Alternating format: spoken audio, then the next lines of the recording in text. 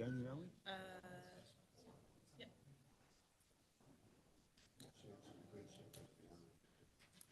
Oh, good man. He hasn't broken into my house. I bought Margaret one of those.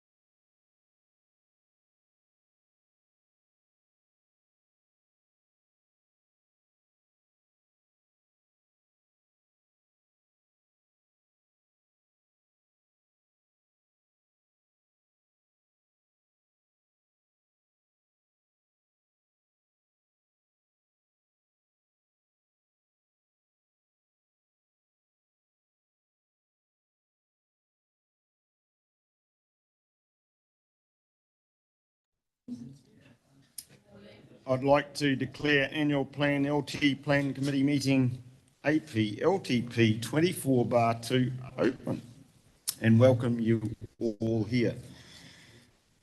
This meeting is live streamed and has Zoom available, and be aware that there will be people no doubt observing what you do and say.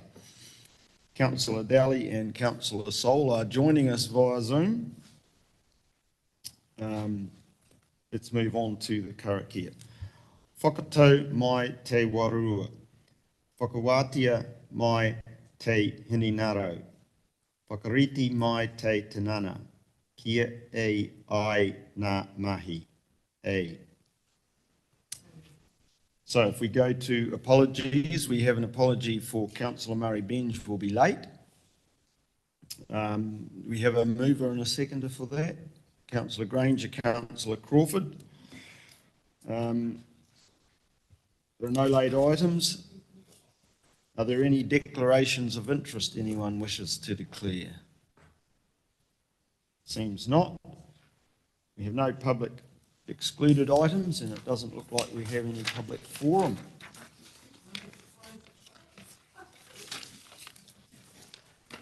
There are no presentations, and so we can move on to our reports. So the first one is the Revenue and Financing Policy Review. So Sarah, we're in your hands for now. Thank you, Chair. Good morning, everyone.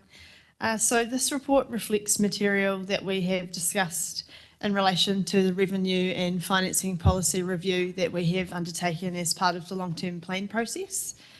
This report is of medium significance as it is prescribed by legislation. There are three parts to this report that we wish to resolve to inform our upcoming long-term plan consultation. Firstly, as part of this process, we completed the funding needs analysis, which you'll find in attachment 1. Secondly, we are embarking on a journey to simplify our rates moving forward. The first step that we have taken is to identify which rates we can easily amalgamate, to which we identified 4 that we will roll up into the uniform annual general charge. There are multiple benefits in doing this. Firstly, being to simplify our rates bill, as we've discussed before, some of them are quite lengthy, reducing administrative costs for staff, as well as making it easier for you as representatives to talk to this with your communities. Thirdly, we propose to increase roading rate differential from 2 to 4 for commercial, industrial and post-harvested zones. This is to aim to reflect more accurately the effects that heavy vehicles have on using our roads. Further to this, staff investigated the introduction of separately used or inhabited parts, aka SUPs. The intention is to continue this work towards having this going live from year 2 of the long-term plan. We are seeking endorsement of these points and the attached draft revenue and financing policy, which will inform our consultation for the long-term plan.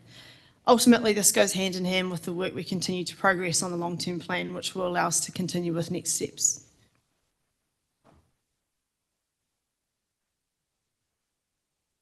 Thank you, Sarah. Do we have any questions in regard to that? Councillor Thwaites. Just in regard to it going live from year 2 on, if we do have a year up our sleeve So that's what you're saying, a year to fine tune it. Correct. So that will give us the opportunity to cleanse the data and ensure that we are informing those that are affected through consultation. Yes. So it could well bring into play 2 dwellings per property then, instead of 3 as in the recommendation.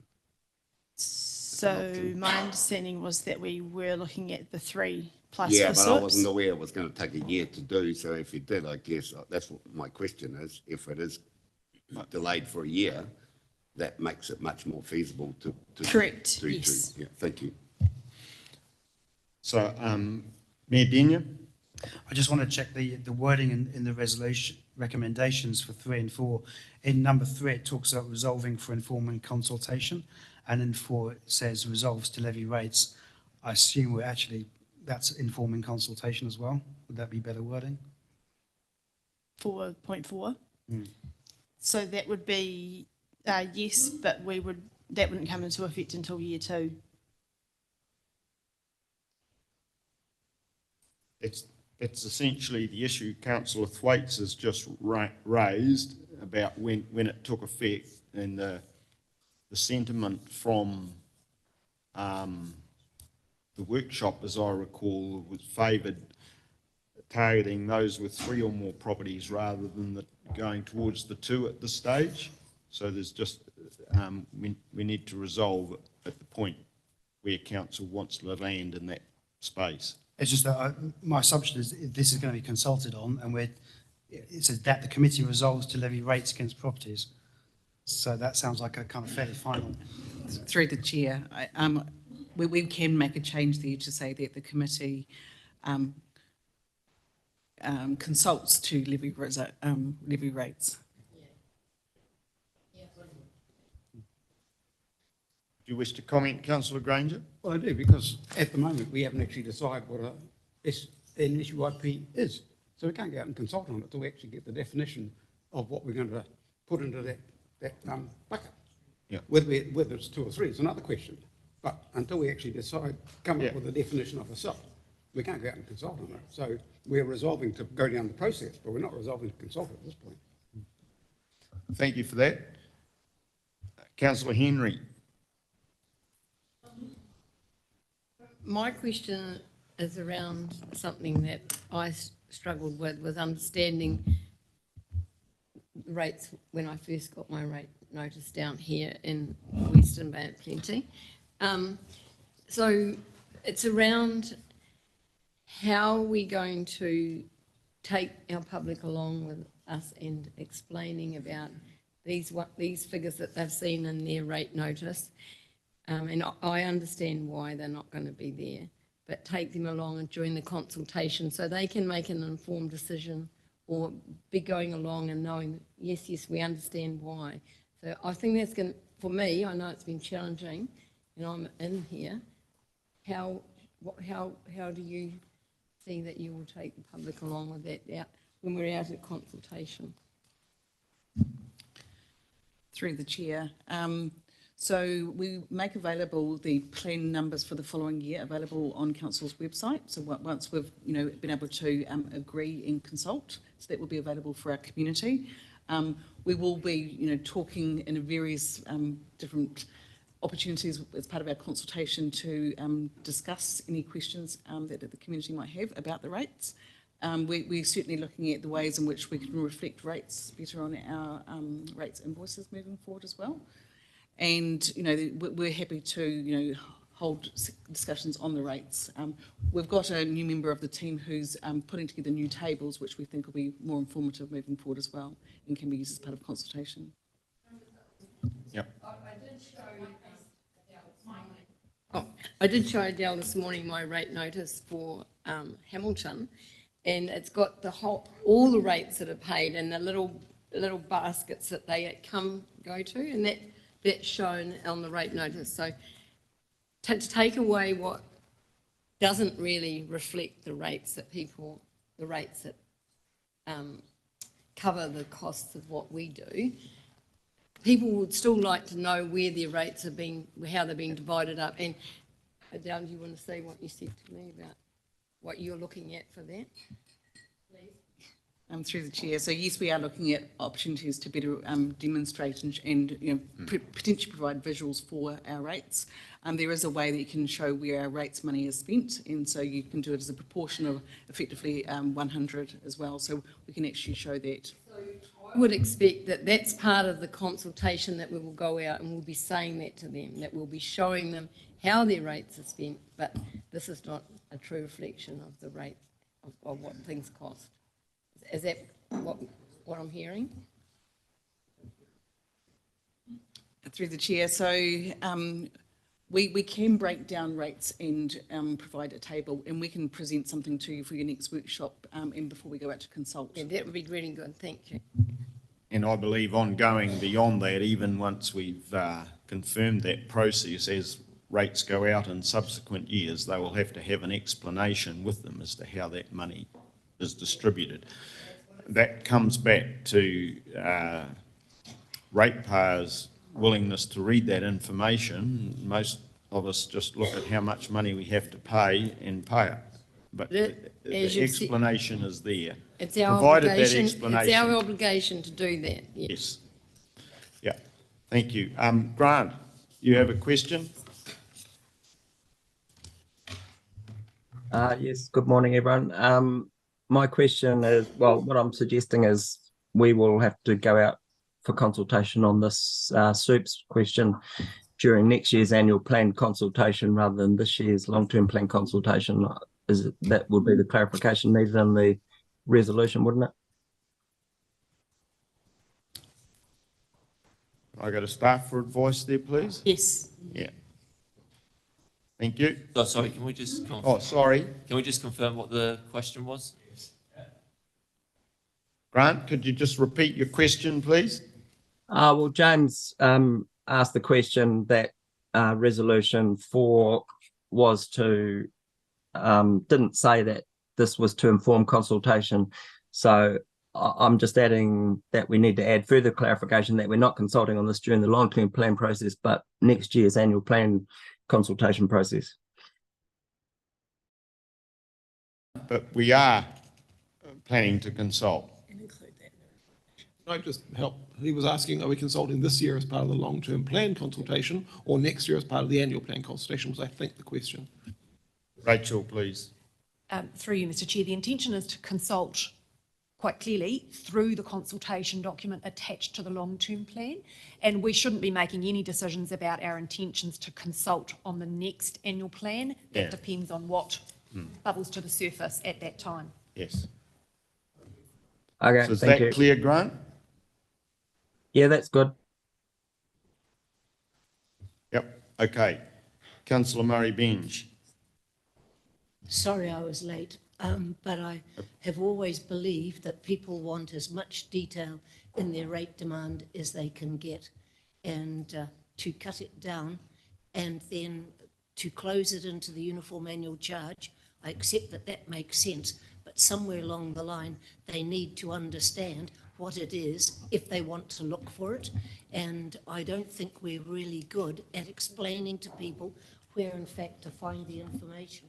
And So if I could just interrupt you there, we've talked just before you came in about that, and the staff have indicated that they'll come back to with options about how we can provide that information to ensure that it is clear. Thank you. So, Tracy. Thank you. Just a question, or a couple of questions actually about the roading rate differential, and also one about the SUPS. But so do the residential and rural properties have to benefit from any increase in the differential? Is that a must-have? Does it have to take off one to give to the other? Sorry, just to clarify, so are you saying in terms of moving the differential split at the moment, is it taking part of that charge from one? Yes. So, yeah, yes it is, but does it have to? I guess at the moment that's how a differential works. So you've got your total budget, so your budget's not changing, it's just changing the split based on your differential. It just makes such minimal difference to each ratepayer in the residential and the rural space. I just wondered, is that really worthwhile? Or is it legislated that we have to do that?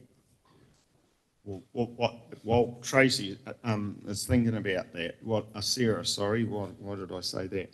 Sorry. That would involve going back and resetting all our budgets. And so that's why it's essentially, while we accept what you're saying, it's of minimal consequence to most other ratepayers, but it's a complicated arrangement for us to process for us as a council to go through and set it out. So looking at the differential from 2 to 4 or 2 to 3, do we know what other councils are doing in that space? Because 2 to 4 seems like a big jump to me. So 4 is actually quite common. We did look at neighbouring councils as well as similar make-up councils, district councils. It does range, and it's just decisions that they have made themselves as well. Okay, so we're not out of the woods there. Well, sorry, we're not completely out on a limb. With the SUIPs, so if we were to say looking at, or it doesn't really matter which one, 2 plus or 3 plus, are we saying that if you've got 3, you're charged 3 lots, even though if you had 2, you would only get charged for 1? Correct. Okay, thank you. Right, Murray? Yes, I just want to go back to Rachel's comment that we will be consulting in this long-term plan about this proposal. And I'm not sure how we can, if we haven't decided whether it's 3 or 2, and we haven't decided on the actual definition of what a SUIP is. Until we have a definition, people until we can nail down our definition of a SUIP, how can people intelligently respond to any consultation? Adele, would you like to respond? Through the chair, so we will be creating what that will look like in terms of what the SUIP means for us, and the definition will either be at the 3 or more, so that's what we're looking to consult on, and which may be it will be broader in terms of us moving to 2 or more. So just in response to Councillor Coxhead's question, we would only be charging for the 3rd property, so we wouldn't be picking up the 2nd property. So anyone who had we're avoiding that. We're looking at the 3 or more. I think just further to that, Murray, attachment 2's got a definition of SUIPs that we'll use as a working definition for the purposes of this. I appreciate that, but we have not agreed to it as a council. We were presented it in a workshop paper, but we haven't gone through it line by line and saying, yes, we agree with that. Attachment 2 is to this report and part of this resolution.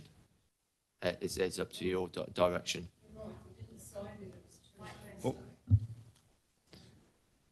It's at this meeting here for us to decide, not in a workshop. Yeah. So, please, I've got a number of questions, so keep going. Andy, you're next, please. Just on page 10 in regard to the roading differential, just a question clarification. So the a couple of things. The post-harvested, it's not really the term, it's post-harvest. So we might pay to take the ED off, otherwise we look a bit naive. Second one is, so just clarifying there, the number of properties is 24 and the total differential charge is 27K, so just over $1,000 per property is what they get charged. Okay, so I can see the rationale for going to a differential of 4 right there. Thank you. Thank you. Rodney. Just want to check, when this did come up in the workshop, I asked if this was enough detail to justify the change, and I'm in favour of the change in roading differential, but are we going to get some more information around maintenance costs and other things to justify this, rather than just comparing with other councils before we go out to consultation? Because I mean, we don't want to be open to a legal challenge on the basis. We have to show why we're doing a differential beyond the fact that other councils do it. Same question I asked the other day. Thank you. Adele? Through the chair, the reason for making some of these changes is to identify what the exacerbators are and where our costs lie. So I completely understand where you're coming from, Councillor Joyce. In terms of more detail, we will be certainly going out with the full information for the community, and so we can provide you with the information that you feel is provide the public. It's the key thing. Thanks. Thank you. Don? only comment was, councillor Cox had asked about neighbouring councils. It's got to be remembered that a lot of neighbouring councils charge per capital valuation for their roading rate, which is far more extreme than a 4 times of land value. So that's always worth considering if people approach you about it, because that's the alternate to move to what other councils do, like Rotorua and those who charge by capital valuation for the roading rate. Thanks, Don. Grant? Yes, my question is, I know we're redistributing the roading rate so that residential and rural will have a net gain while the post-harvest and commercial sectors pay more. But I'm just wondering, and I know the reason you've given is that it's too hard to redo the rates models before we go out for consultation. But is it possible to ask the question, do you think we should increase the pot rather than just redistribute the pot so that we effectively bring more income in to fix our roads? Well, before staff respond to that, remember, Grant, that we've been driving really hard to pull down the total amount of the rate increase. So that's counter to a lot of the work that we've done so far. But I will ask staff to respond now, please. And through the chair, so ultimately council is responsible for creating a balanced budget, so the revenue should equal the expenditure. So when we're looking at that spread, we're looking at how whether you've got differentials or whether you've got targeted rates, it's the way that we allocate the rates so to get it back into balance, to increase the amount of revenue you'd be expecting to cover off an amount of cost as well, particularly in the roading area that you're identifying, Councillor Daly. So ultimately it's about that balanced budget, which is how we set the rates. Yeah. Thank you. Anne? And can I, John, can I ask a follow-up? Sorry. Can I ask a follow-up, John? Finish, carry on.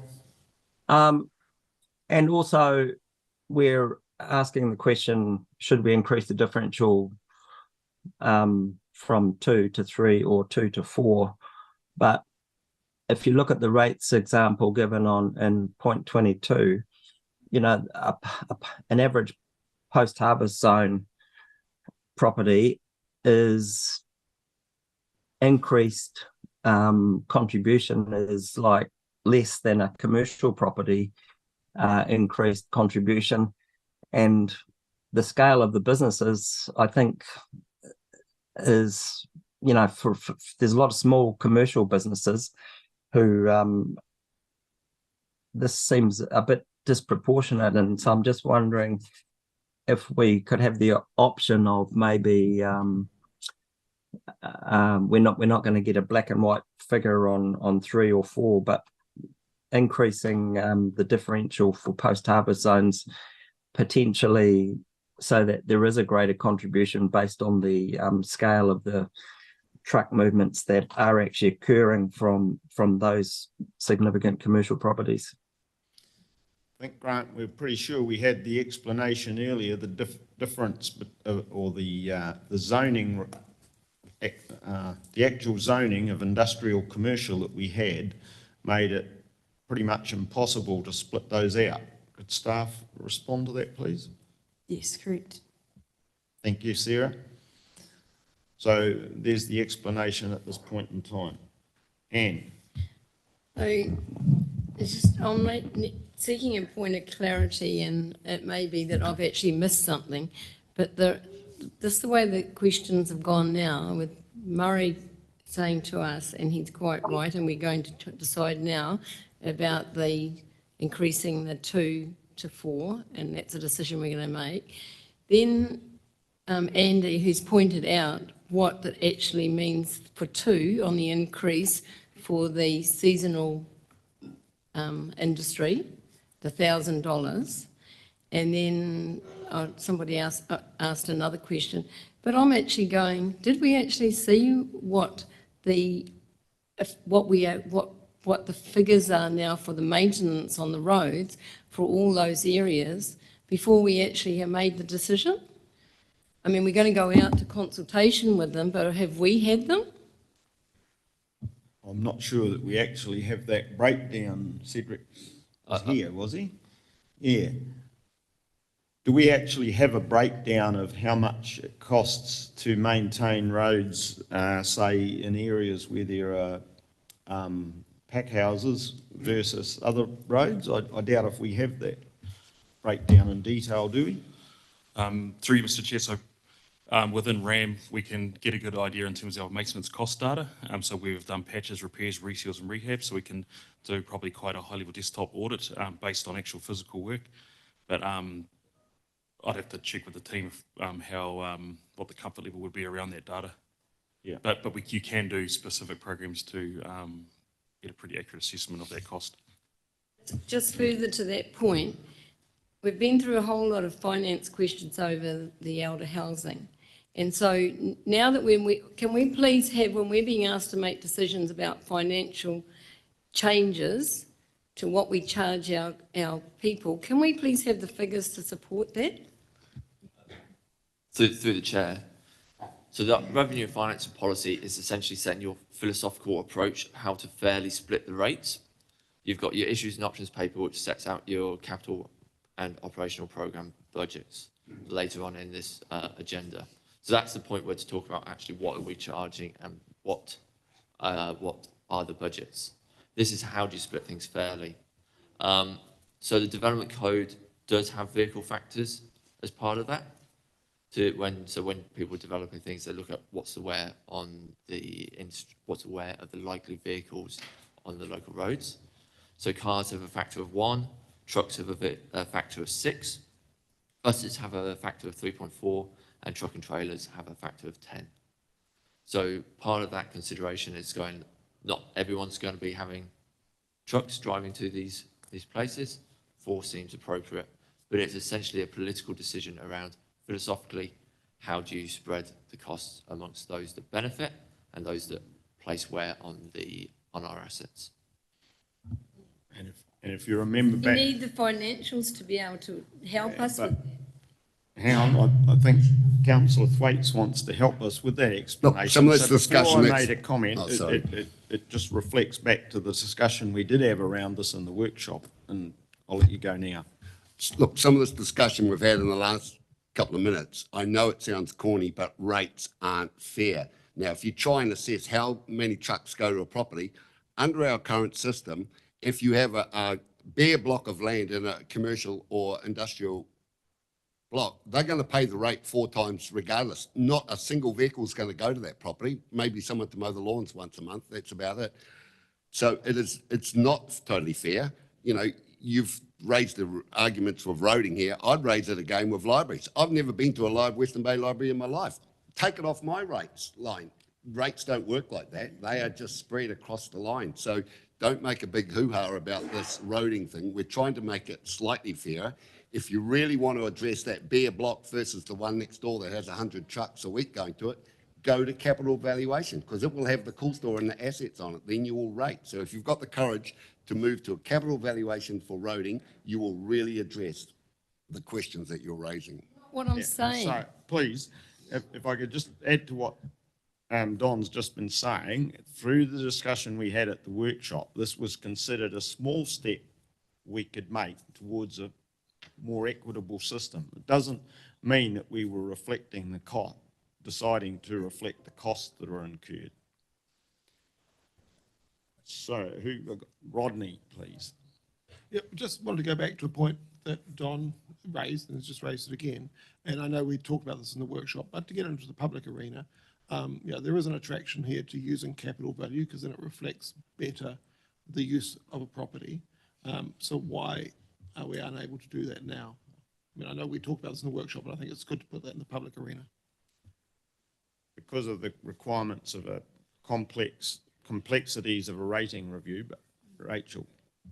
Mr. Chair, I think that that's exactly right. So there are some elements, the proposed introduction of SUIPs, the proposed differential that you're discussing at the moment that we think can appropriately be consulted on through a long-term plan. Something that assesses your philosophical position in relation to land value versus capital value is something that would be better approached more comprehensively through a rating basis review, which if at the conclusion of following the adoption of the LTP, that is something that council wishes to pursue, then that is something that we need to factor into work programs going forward. And there might be other things that you wish to sweep up into a rating basis review. Okay, thank you. Margaret? Having come back from the South Island with their beautiful roads, didn't matter where I went, I thought they were absolutely superb compared to what we put up with. But I would just say the commercial, I'm not opposed to the changes that we're making, but for some of our commercial people, they're really quite small. And if you're at the top of Prowl Road and struggling to survive, and we hit them with an increase of 17.5%, I can hear now you'll just tip them over the edge.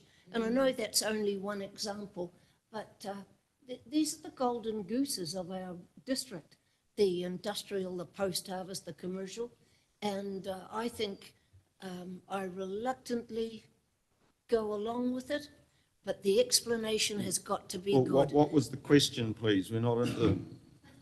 The question is, how do we sell to the people that are out there that are struggling, and they are, how do we sell this to them? And I think that's what Anne Henry has said, and that's what Grant Daly is saying as well.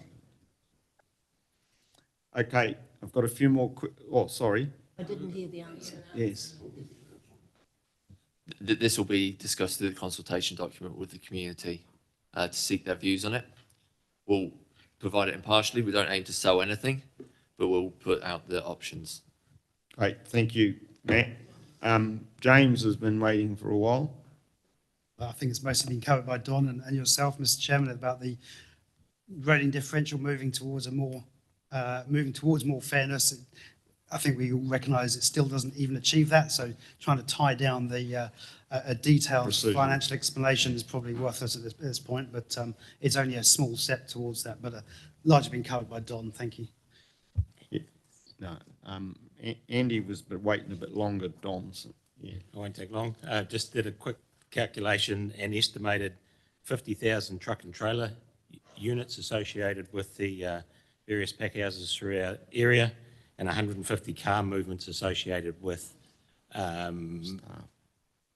staff and trucks associated with post-harvest facilities. That doesn't include actual harvesting or any other orchard work. Thank you. Don? As this has been live streamed and the first opportunity for our residents to view and get a feel of the rates set up for next year, to answer Councillor Murray Benge's, and this is all public information, the identical property in the Western Bay of Plenty pays $100,000 in rates. The differentials makes that property pay $400,000 in Tauranga City. So I think we are talking in pocket change here. If you're really going to take the full impact of differentials, we are not even introducing any sort of a differential yet compared to what the neighbouring Tauranga City is up against. So I think you should take that into note. More importantly, your earlier point that differential is over capital value rather than over the land value. The So thank you. question was? And the question was? Rodney? Happy to move it when you're ready. Happy to move it. Okay, thank you. Well, could I just note that before we accept that I have a minor wording change to 3B that says the district-wide roading rate, uniform targeted rate, comma, environment protection rate. So that just makes it clear it's not the whole of the roading rate. And recommendation 4, I don't seem to have that. No. Yeah. Yeah. Well, if I could ask Greer to read, there's a minor change there too, please. Oh, sorry. Sorry, maybe I should have. So in recommendation. Oh, sorry. Yes. 3B, that the district-wide roading rate, uniform targeted rate, comma, before you go on to environment rate, etc. So it makes it clear it's not the whole of the roading rate, caught up in that. Thank you. Well, yeah. Okay. Carry on. So, and the change to recommendation 4 that Adele mentioned earlier was, it will read that the committee resolves to levy rates against properties with 3 or more SURPs attachment from the 25-26 financial year, with the separate rates to be included as follows for the purposes of informing consultation for the long-term plan. Yeah, yeah. Okay. So, comfortable with that? Move, Councillor Joyce, do we have a seconder? Councillor Henry? Oh, sorry, I thought we'd dealt with all the questions. Sorry, can I step back a moment? If you need to, I'll let you go. Still stuck on the definitions of a SURP. And I'm referring to page 48, for those who want to follow along. So on page, oh, it might be page 47 actually, what am I on? 47. Point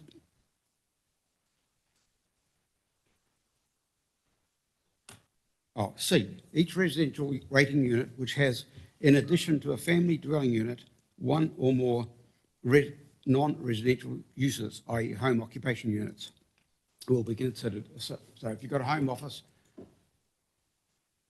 you've got 2. Is that correct?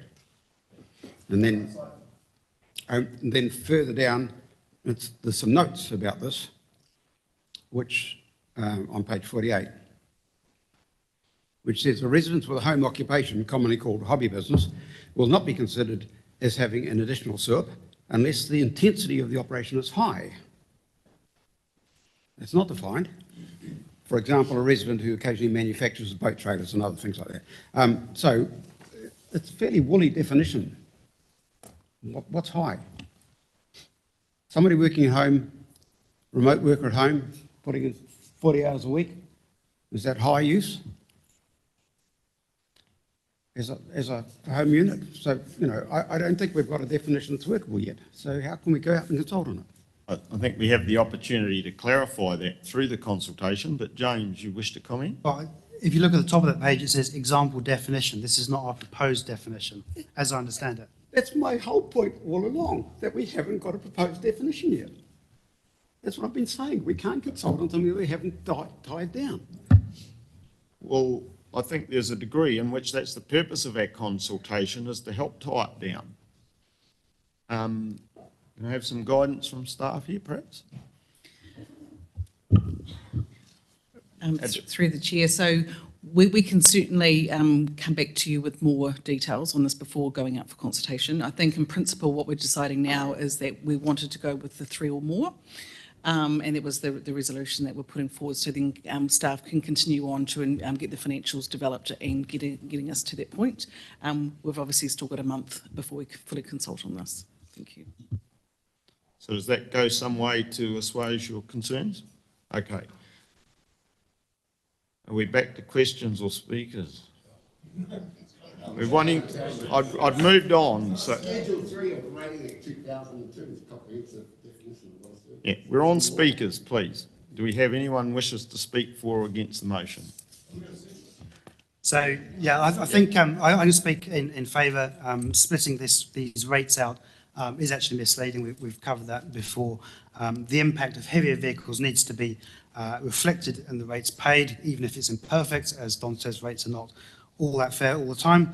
And for me, SURPs with 3 or more properties strikes a balance between picking up every outhouse, whether used or not, and reflecting more fairly what extra units cause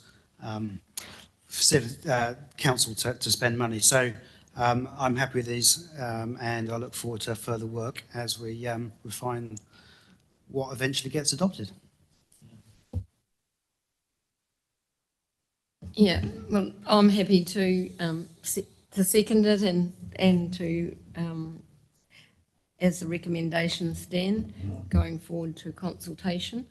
And I appreciate all the work that the staff have done to actually nail down and actually look at the nitty-gritty and pull out what things are actually costing and how we're going to look at recouping the little bits and pieces that are happening out there that we're not actually getting the money for.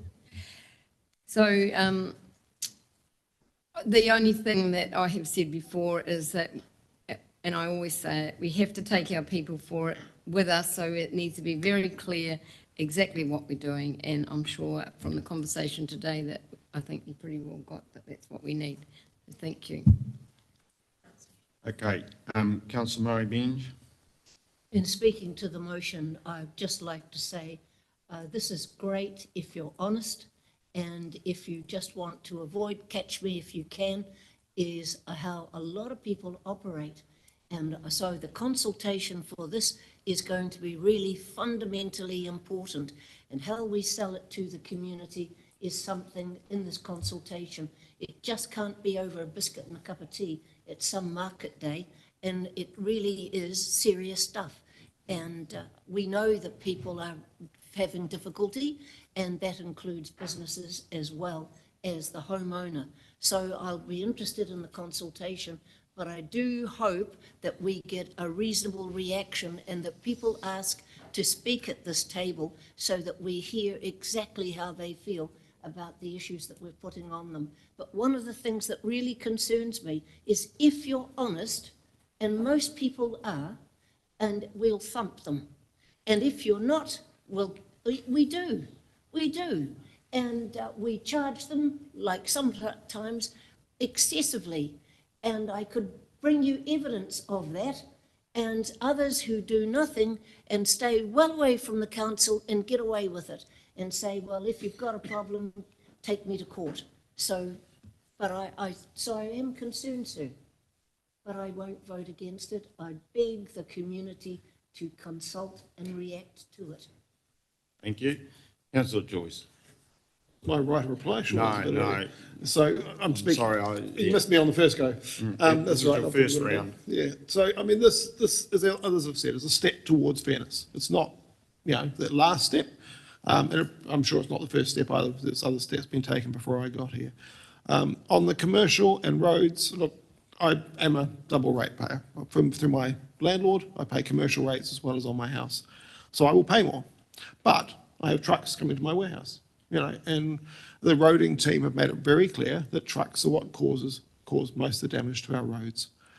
Is it perfect? No, because you can see the example on page 22 that actually the land values of post-harvest properties tend to be lower than other commercial properties. So, Andy's raised the point, Councillor Thwaites also raised the point that we need to work on that. As staff have pointed out, we can't do as much perhaps as we might want to now, but we can look at a rating review at some point, and allowing for the fact there's also philosophical issues around capital versus land value rate and which one promotes development, which tends to be land value rate. But at the end of the day, this will be fairer. This will be fairer for people living in their homes. I'm a bit bemused by people arguing we should be spending more. I mean, we were in a cost of living crisis, don't forget. This is about reallocating some of the rates to make them fairer. I would ask that we don't start seeing that as an opportunity to spend more in the middle of a cost of living crisis. Even if the relief is small, believe me, there are people that every piece of relief we can give them from high rates will appreciate it. Thank you. Councillor Daly. Yes, thank you. I support going out for consultation on these matters. I think the point's been made several times now. We only have one line in our rates bill based on capital value, whereas many other councils have multiple lines to reflect the,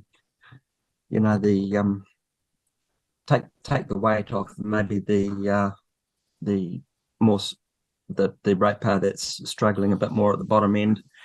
And I think our post-harvest zone definitely needs to contribute more to the roading issues.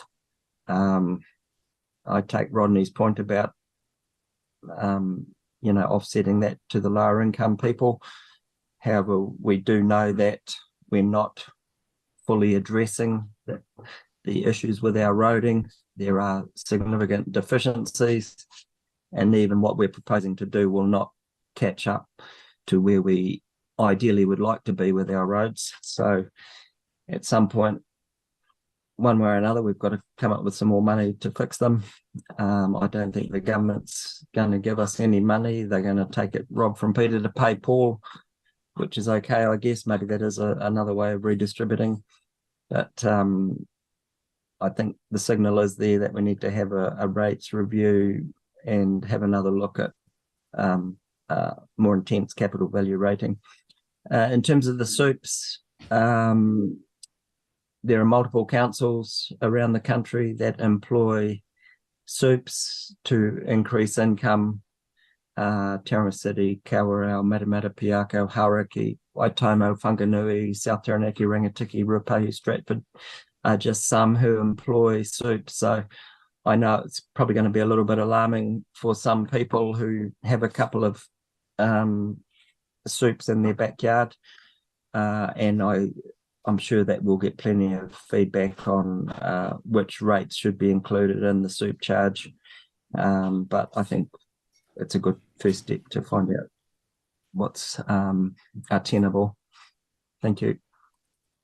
Thank you. Councillor Sol. Thank you, sir. Basically, I've been going through my notes and pretty well you've covered everything I think here. And the biggest thing I feel is that we've just got to remember this is a consultation document and we've got to go out there with it in mind that we are putting this out and wanting feedback, and we should be taking on board some of that feedback. Now, as is always said, nobody wants a rate increase. So those that are affected are probably going to be quite vocal in some areas, maybe not. But to me, it's a document that gets the discussion going. We need to get it out there and listen to it now, and well, listen to the replies from the people now and work from there. And just thanks for the clarification in particular of how that SUP was going to be charged. It was a little bit worrying for a second there. But that's it. I fully support this getting out there. Thank you. Thank you. So I think I've exhausted all the speakers. So just before I go to Rodney for his right of reply, just remind you all that if he wants to. No. Yeah. Okay. Well, just to remind you all that this is, we're voting on the 5 recommendations, 1, 2, 3, 4 and 5. Were you still wanting to speak, Councillor Thwaites? Okay, before I put the motion.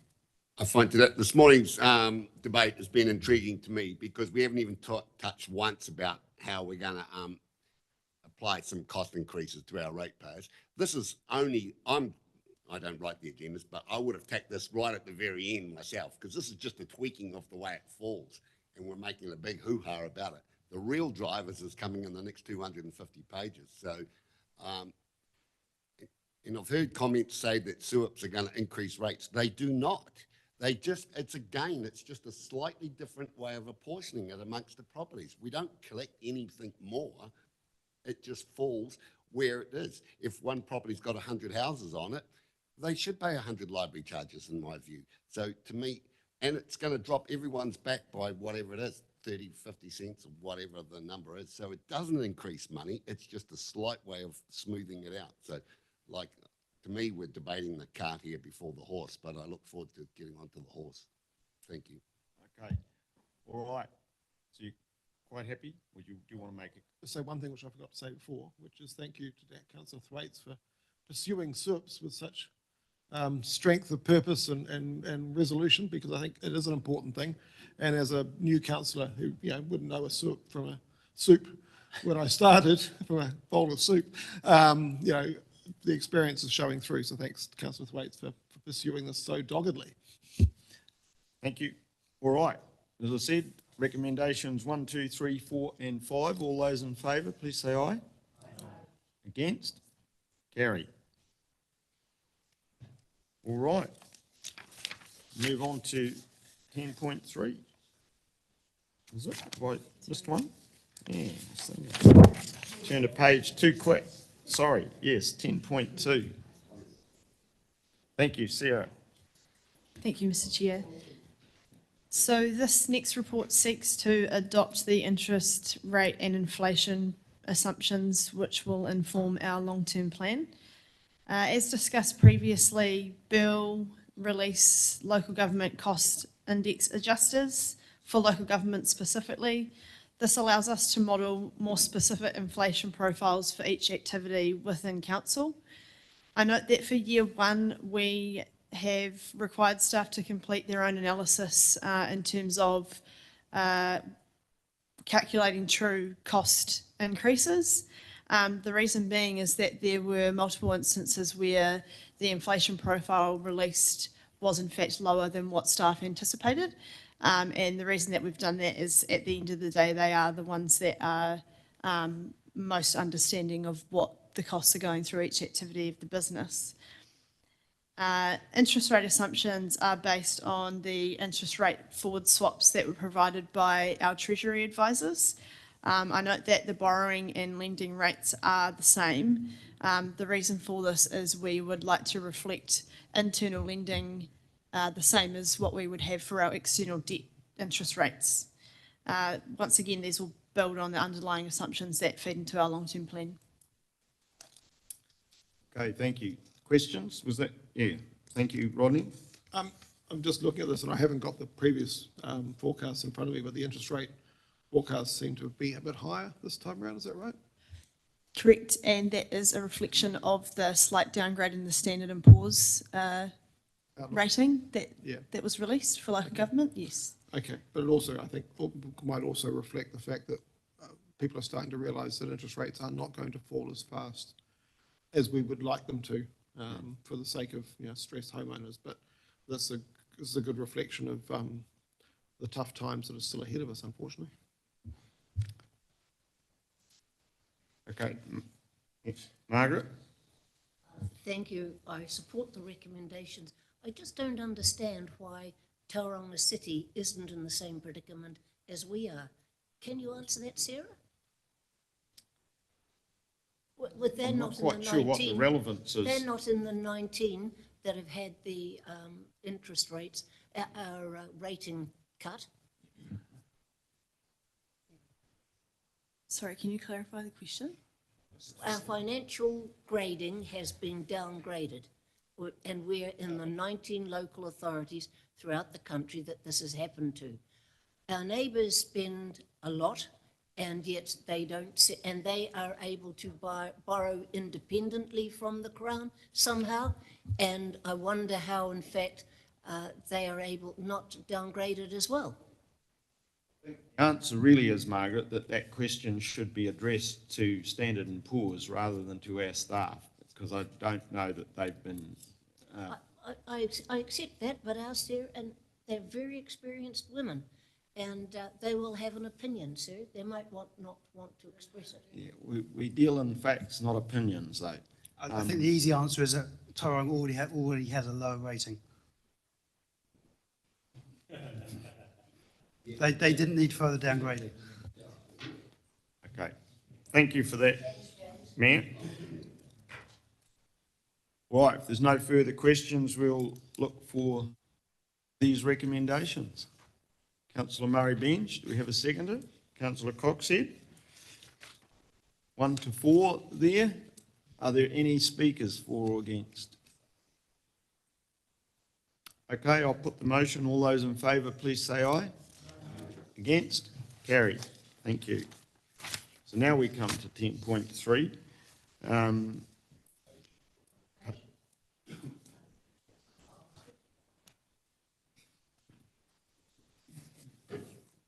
Should read, shouldn't I?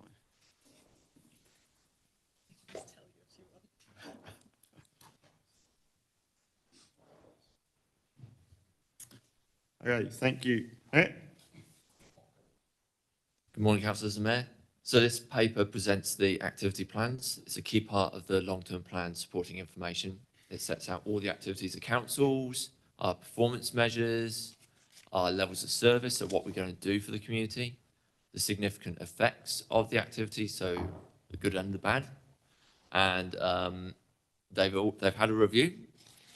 2 have had a more detailed review, being economic development and transportation, where we've delved into a little bit more detail as part of this LTP to define, do we need to make changes there? So some of the changes for those have been outlined. Performance measures have also been reviewed for all of the activities and reduced in number. and that's to align with OAG guidance, Officer of Auditor General, Office of the Auditor General, sorry, and public benefit entity standards. Happy to take any questions, otherwise take it as read. Okay, do we have questions? All right, if there's no questions, do we have a mover? Councillor Granger, the seconder, Councillor Crawford. So that's recommendations 1 to 4. Are there any speakers? All right, I'll put the recommendations. All in favour, please say aye. Against? Carried.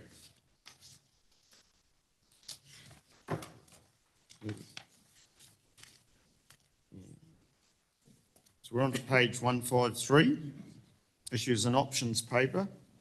And I think it would be probably preferable if we take these one by one, otherwise it might get a bit messy. So first up, Rebecca's coming.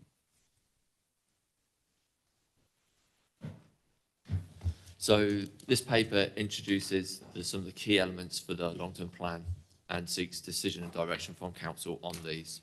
So there's several issues and options papers, and they've been split into 3 groups essentially. So resolution 3 deals with those issues and options papers that all inform the long-term plan, the key elements of it, that require direction from council, but not necessarily something that will actively seek consultation and engagement on. We might get feedback on it, but they're not going to be key questions on the consultation document. Resolution 4 covers the items that we are going to be seeking consultation, be approaching as consultation questions through the consultation document, through the long-term plan. And item number 5, resolution number 5, is your capital and operational projects list. This will form part of the consultation document, but it might not be exactly as per the issues and options paper. It's a key part of locking in what we're going to be doing through this long-term plan and setting the budgets now. Happy to take questions and we can work through it. So Anne, please. 3A. Where is that reserve? Makatu. On the hill at Makatu. So, familiarising myself with the way this is going to be funded, 10,000 for the concept, 170 in the first year of the LTP. And how many years will we be paying the 9,000?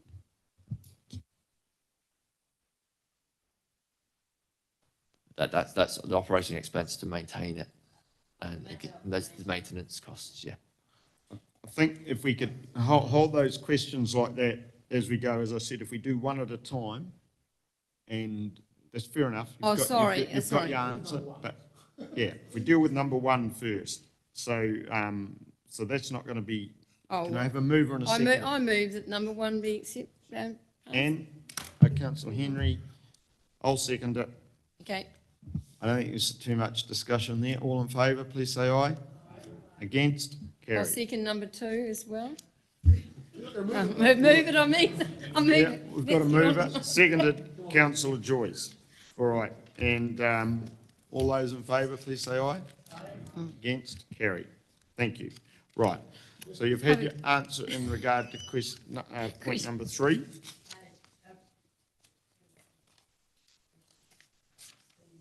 So Councillor Crawford. Just on that, the playground. So that was council approves. Oops, somebody's trying to ring me. 170,000 by general rate. So is that, how long has this been in, is this carrying on from the long-term plan previous? It grew out of the reserve management review of the previous triennium. It is, okay. I just want to know how long it's been in the pipeline, basically. Yep. Okay. Councillor Joyce. Are we just talking about the playground, or are we talking about all 3? 3A at this stage. Okay, I'll wait my turn then. Yep. All right. I'll move then that we accept that? Yeah, that's. Oh, well, it implements what was proposed through the reserve management, delivers on what was proposed through the reserve management plan. Is that what it's got in the, what's it got there?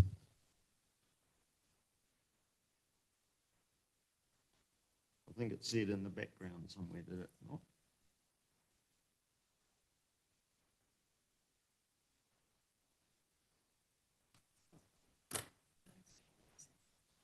Yep, okay, thank you.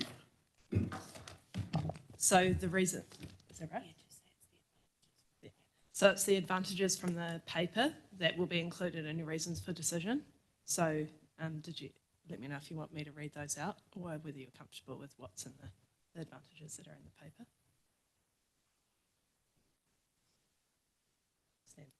Stand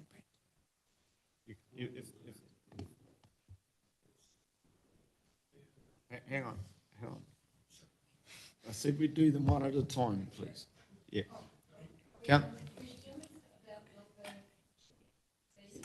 No, we're still dealing with 3A. You had a question about 3A, Margaret. Yes, general question as well. Do these impact on the 14% rate increase that we're sitting on at the moment? Do any of them? So, as by the workshop notes at the back of this, we're looking at around about 13.3. These preferred options in here feed into that.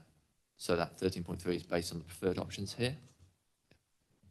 It's when we move away from the recommended options that it impacts differently to what's proposed. All right, I'm going to put that recommendation then. All those in favour, please say aye. Aye. Against, carry. So 3B, is that where you wanted to come in? Councillor Joyce. Sorry, can I just, and maybe I've missed something along the way, but have we seen this Archie Studio design? Because, I mean, how are we going to approve something if we haven't even seen it? Comment I heard earlier from staff, it was to be attached somewhere, is that right? Through you, Mr. Chair. So, direct answer, no, you haven't. No, hang on. So, no, you haven't approved it. Sorry, you haven't seen it yet. However, we have presented and discussed on this. So, you have seen the original design that was, I think, for $7.5 million. So, what staff came back, was directed to, was to come back and refine that design within budget and also protect the outcomes that were desired through that process of determining to go through the library. So staff went away, they looked at different concepts that protected all the outcomes that were asked for and then got a QS to rescope those.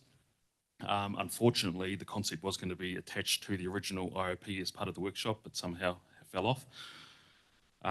So I guess where we're at the moment is that we have a concept design and next month we're starting the process to go back to the group around the initial preliminary design in terms of that library within budget. So that'll be going through the group that's been set up to support that project and then eventually potentially come back to council to have a look at that as well. So yes, you have not seen the design, but the intention is to socialise that around, or we could even, whether it's appropriate, more than happy to throw it up right now. I mean, yeah, just carrying on my question, if I may. I mean, I absolutely turn your microphone off. Absolutely congratulate the staff on getting the number down to a more reasonable level, but I think we do need to see it. I mean, one suggestion would be we could, I don't know when you're planning to take a break, but there would be a chance for staff to throw it up on the screen. I'm not comfortable approving something to go out to the public when we haven't even seen it. Much, yeah, commendable though the work has been in getting the price down, reminding various councillors that they were quite happy to pay the high price earlier. But yeah, can we please see it? Mayor has a response. That was going to be my suggestion as well. I emailed yesterday asking for us to be able to see it.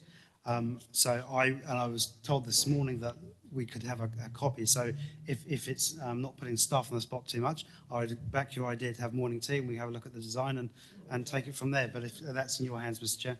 Yep, well, I was debating whether to go into this, so I think it's been helpful. We've gone in and had that. We'll come to that in a moment, but Anne's got a question. We'll go to that first. So that was my question when I interrupted you on 3A, was around what does it actually mean? And now I'm hearing that there actually is a plan. The council agrees to proceed immediately with the investigation works. So I guess that the works are based on the plan that we haven't seen. No, through you, Mr. Chair, so I just want to be very clear about this. So we have a concept design that was to enable a QS report to determine whether we could build this library with the outcomes that you've requested within budget. Because previously we were was significantly over budget. So what we've got is a high level concept.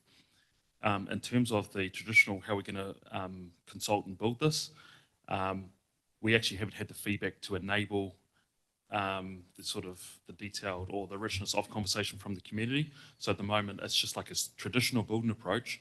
So what will happen next, it'll go to the community groups, to the elected members, potentially days in the library to actually shape what that actually looks like before we actually get into the developed design, and then there'll be another round and then detailed design. So I just want to be very clear that we haven't predetermined any design outcomes. This is purely about pricing.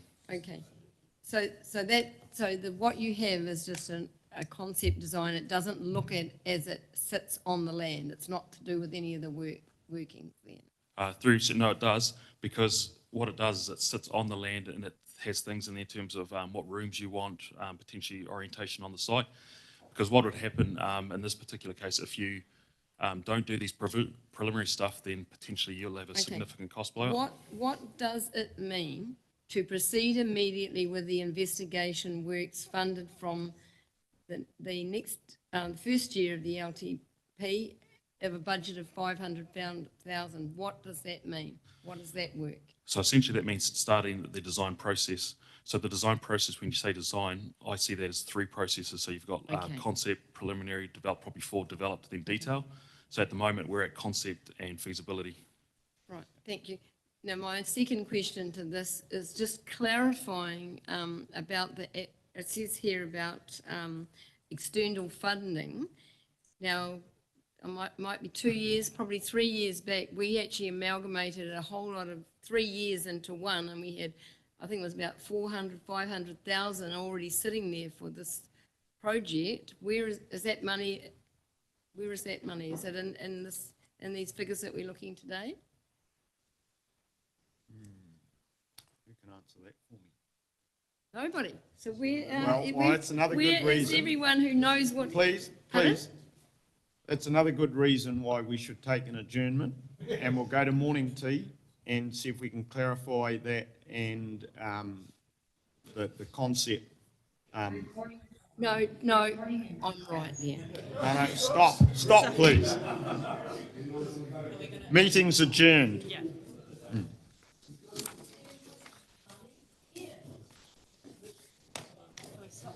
Yeah. Go and get yourself some caffeine, and we'll try and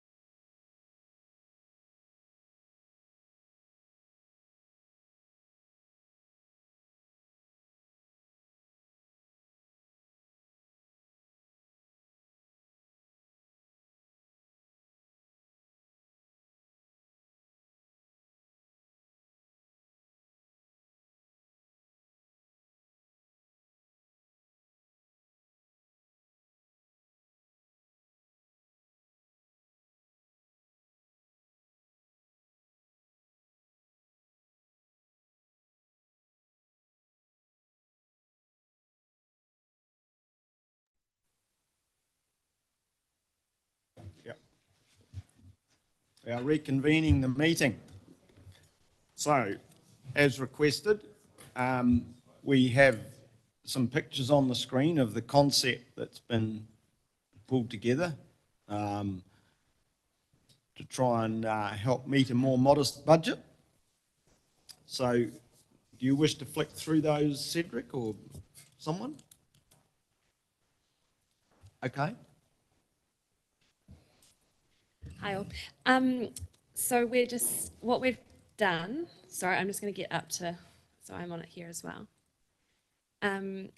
We took the previous resolution that we'd had to continue on with the design with the understanding to remove some of the key cost elements, and the best way we could do it so that we could deliver it within the LTP budgets was to come up with a more lightweight structure that we'd previously talked about in previous workshops and meetings. And so this is the end result of that design. So the look and feel, sorry, Harawai, if you could go up one more. Yeah, so that's just the look and feel. All these things are put out there for discussion. So the intention at the moment is to complete the investigations and the preliminary design, and then we're planning to take it out to the community, discuss with the community board, just talk to yourselves and get any other feedback and tangata whenua as to what they'd like to see changed or updated within the design. So the look and feel is just out there for as a starting point for discussion. With the understanding that we start changing things drastically, that also changes budgets drastically. So this next slide is the layout of it, and we've taken on board the feedback that we've had from the library team and yourselves and the community board as to what the community really needs in the library and the service centre, because it's obviously a dual use. And so the way that this has been designed, I'd actually just encourage you guys to go, everyone, sorry, to go down to the floor plan. Is probably the easiest one to, which is page 15.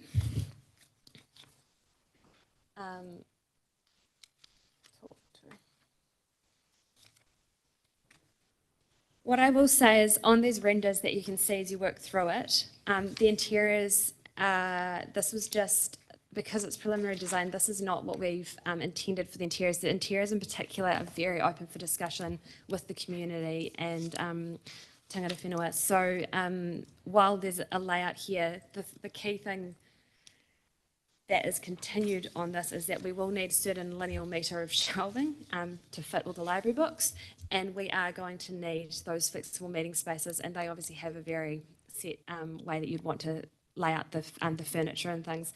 Things like the colours, the colour palettes, the layout of the soft furnishings, the fittings, those kind of things are still being worked through. So what you see on this is an architect's point of view, so that you can kind of get a feel as to the structure of it.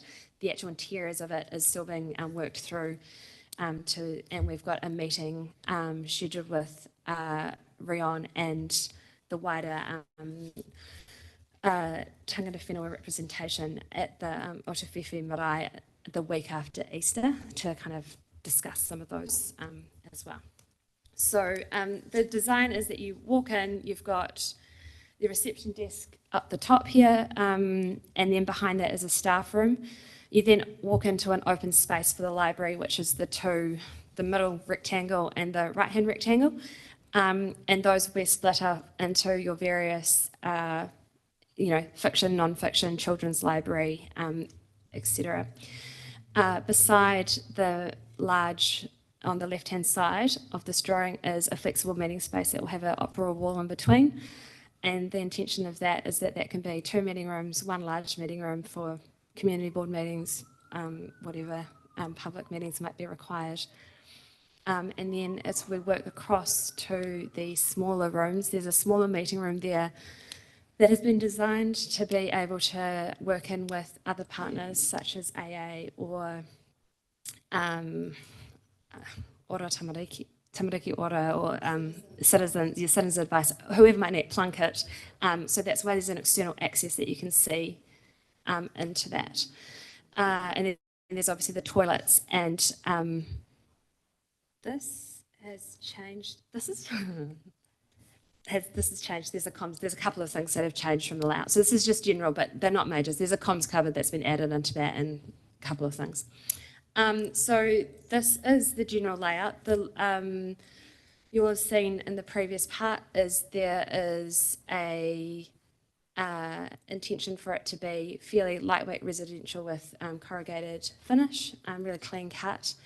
And we are just investigating how we provide access to the likes of the men's shed out the back, because we'd be blocking off that service way down the back because of the location of the library. So that hasn't been designed. Our civil engineers are looking at that at the moment as to how that would work. That's probably open for questions. So we've got a few questions. Rodney was the first one I saw. Bearing in mind, we're also putting 2 meeting rooms in the hall where the library is now, and I know there is a shortage of meeting spaces at the community centre. Do we need, this is not the total meeting spaces, you also got 2 more meeting spaces. How many meeting spaces do we really feel we need? Because it just seems to be that we're looking at this as still in isolation from what we're planning in the old library space. Would the old library space deliver enough meeting rooms, albeit not, you may still need a smaller one for confidential meetings, but why do we need a flexible meeting space here? And then we're going to build a flexible meeting space inside the hall as well. Have we looked at the demand or need holistically across the whole centre, but not just the library? Yes, we have. So in particular, within the library, there's a huge need for programming space. So children's programming, their Lego clubs, their I can't remember what else they do. They do a lot of children's programming in particular, and the intention would be for one of those rooms would be used for that. And then they have a lot of, if you took Karekare, for example, they use those in Omakaroa, they use those other meeting rooms for, you have someone come in from a service centre, get a bit upset, and they just need to be taken into a so there is definitely the need for it in the library itself, and then the community hub, which would be the extension of what is the existing library at the moment. There appears to be quite a big community need, or there appears to be, I don't know if we call it big, but there appears to be a community need for it. There's certainly a need for more than what's there now. You can't get into the main meeting room because it's occupied 5 days a week. And the other thing to note on that is security. So with the way we have looked at this multiple times as to how you could do a layout of it, and because the toilets are over the far side, we wouldn't necessarily, if you're looking for after hours space, we wouldn't be opening up the library unless it was a community board where you've got staff members.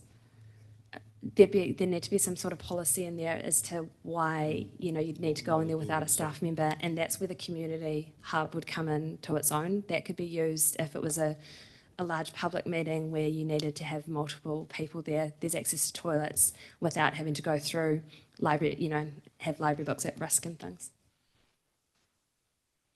Okay, so thank you for that. We've got James next. Yeah, thank you for that. Actually, I want to comfort that despite the lower budget, that this library still achieves what we want it to achieve. I mean, there's no point lowering the budget if you don't get much better than what we've got already, which is clearly, in my view, inadequate.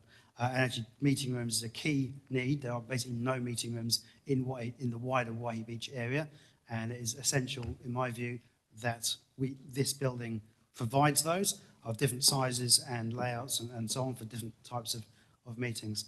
Could you perhaps just clarify, under this scheme, though, what is going on with the existing community hall? Has that work been scrubbed, or is that still anticipated to be upgraded, or...? It's still in play as such.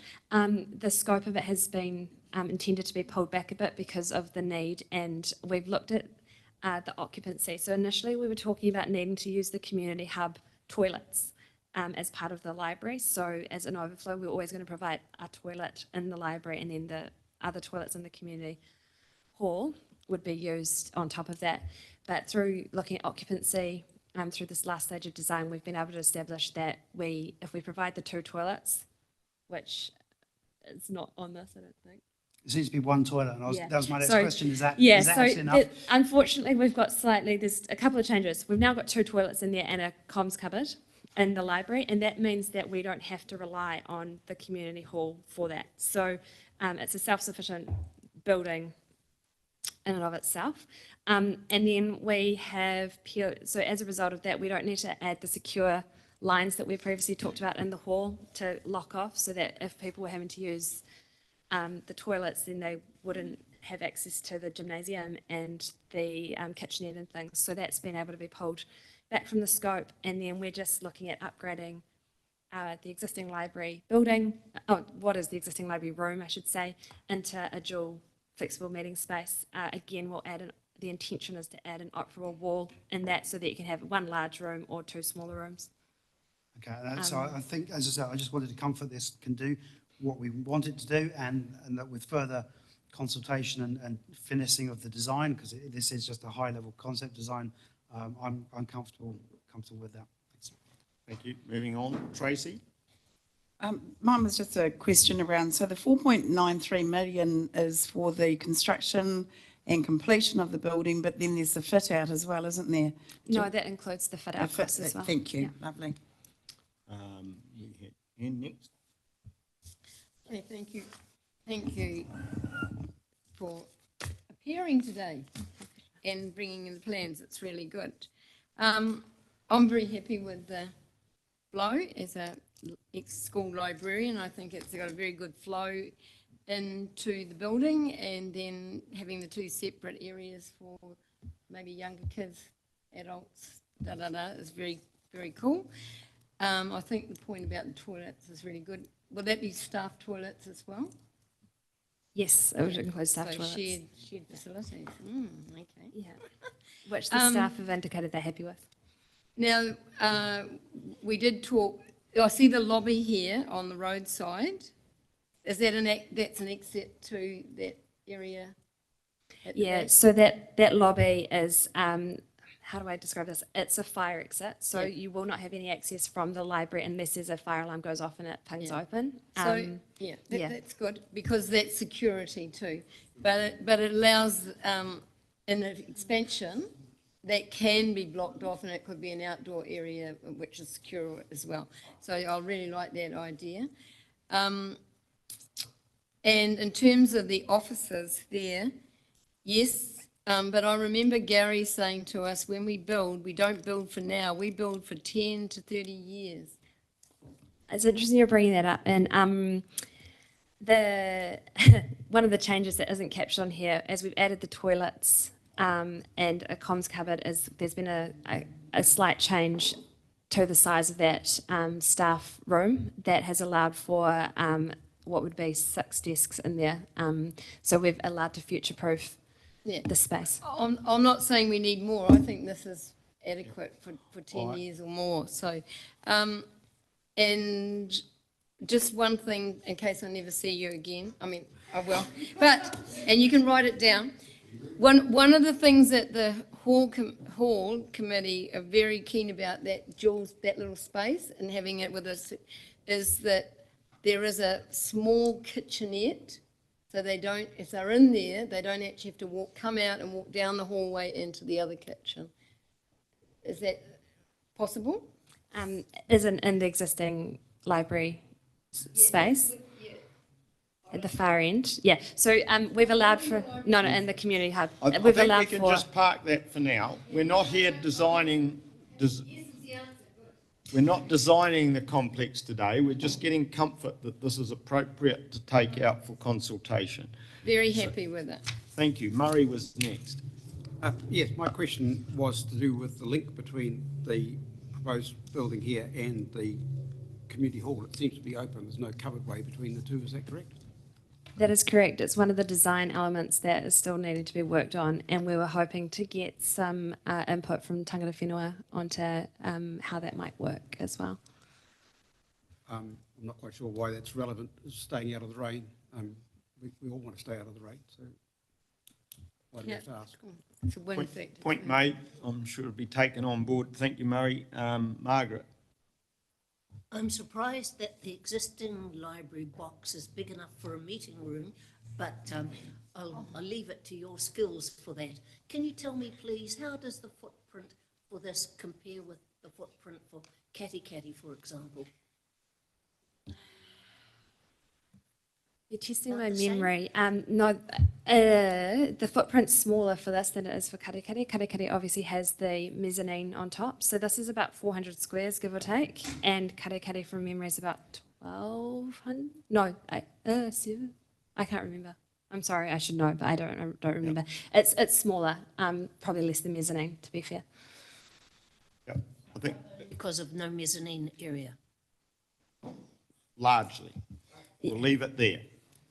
Thank you. Alan, if we could come to you, please. Yeah, thank you, sir. Yeah, happy to see this go out for consultation and so on. It will be interesting to see how the community feels at this time as well about the spend. But and if we get into any redesign, I would suggest that we could probably do a little bit like they have done in Karekare with the meeting rooms, and move the toilets down the bottom so they're accessible from the library, and there be a wall, doors to the toilets, etc., but the meeting room down a passageway. That would be my throwaway comments. Hey, it's well worth progressing and putting out there. Thank you. Thank you, Alan. Rodney? Sorry, can I just check which way is the roof oriented? Because in theory, I would like to see council roofs oriented to the north, so we, at some stage when we can put solar panels on them. But you know, if that's, I can't, I've been looking and looking and looking, but the elevations aren't marked which way they go. Yeah, but I just think, yeah, generally speaking, we should be, as part of future proofing, we should be looking at what are the potential for on-site energy sources. You know, we live in a very sunny district and we use power mostly during the day when we can use solar power. They are oriented to the north. Yeah. Thank you. Okay. Well, I think we've made some progress there. You've been able to see those pictures. So what we're going to ask is if staff can put the recommendation up on the screen, and you can look at the issues and options papers on your iPads. Page 172 for this one.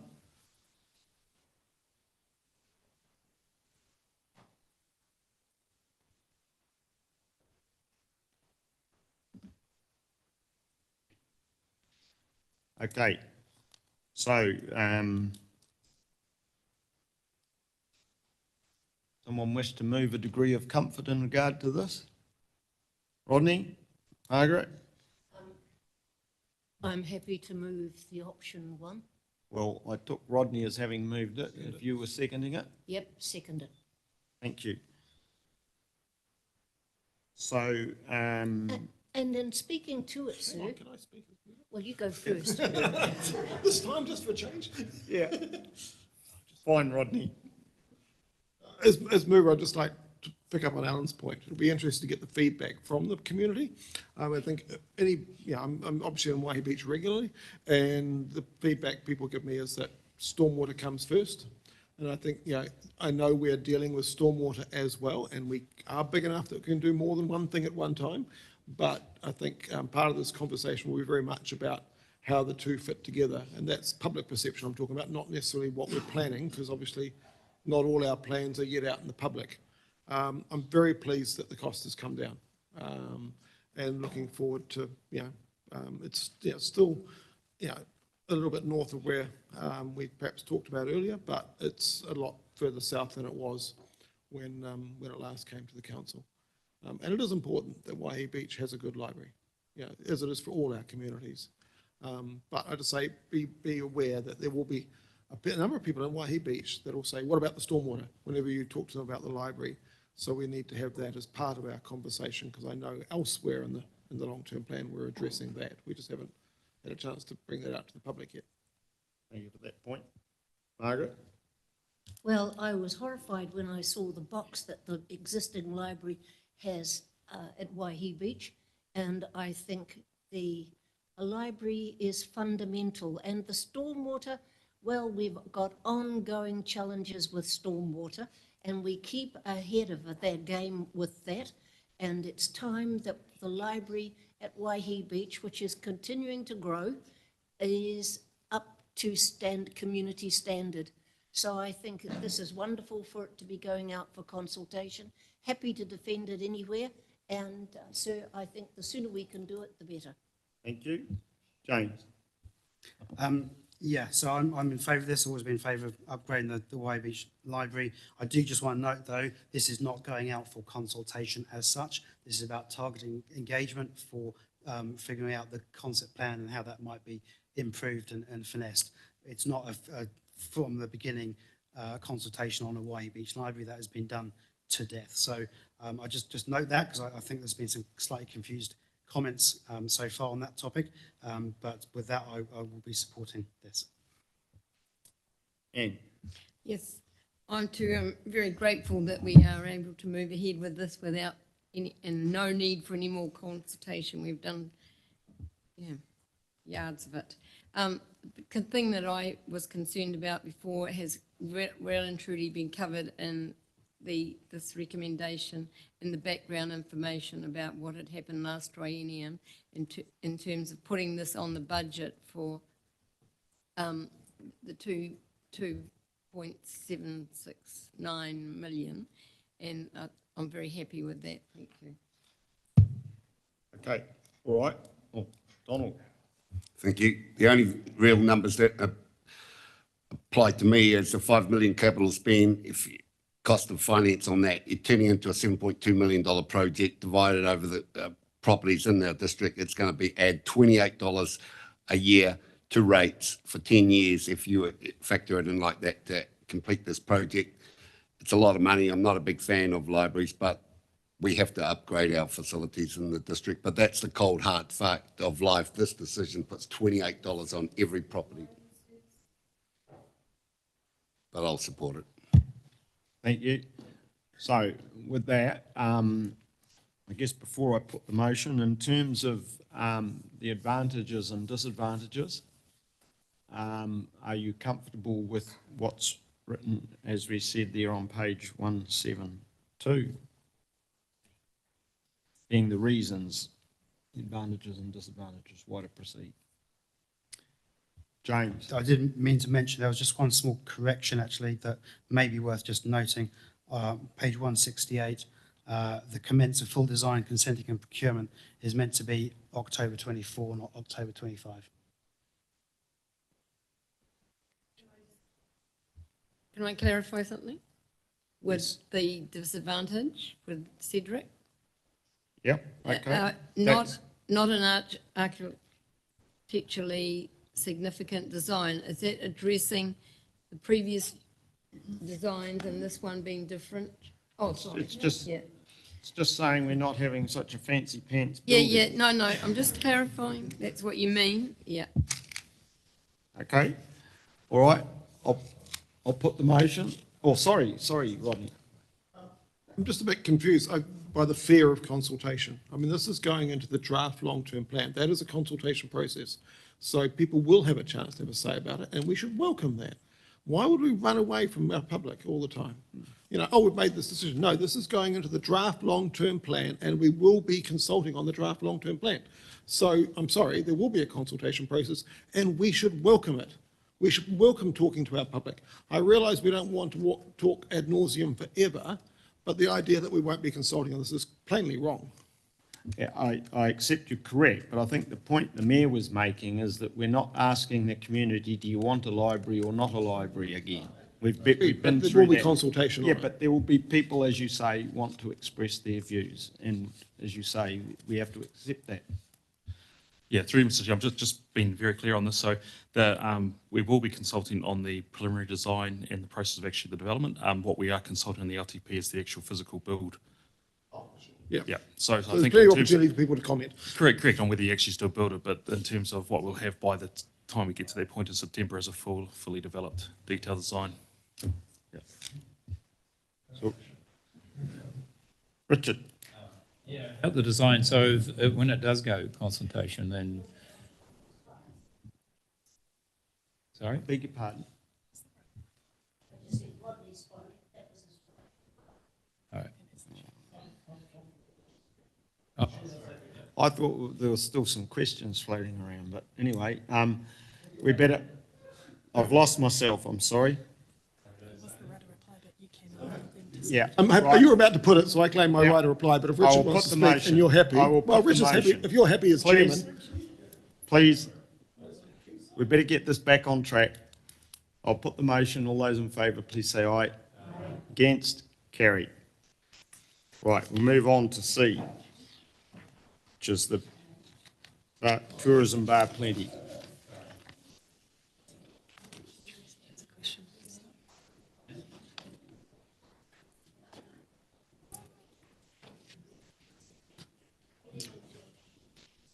All right.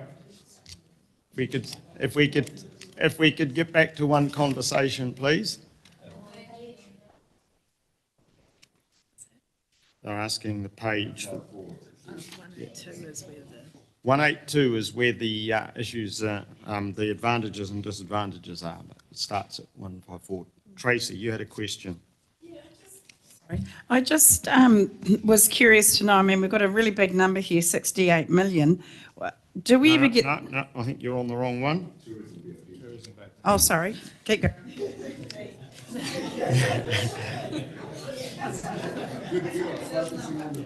Yeah, we'll get to that in a minute.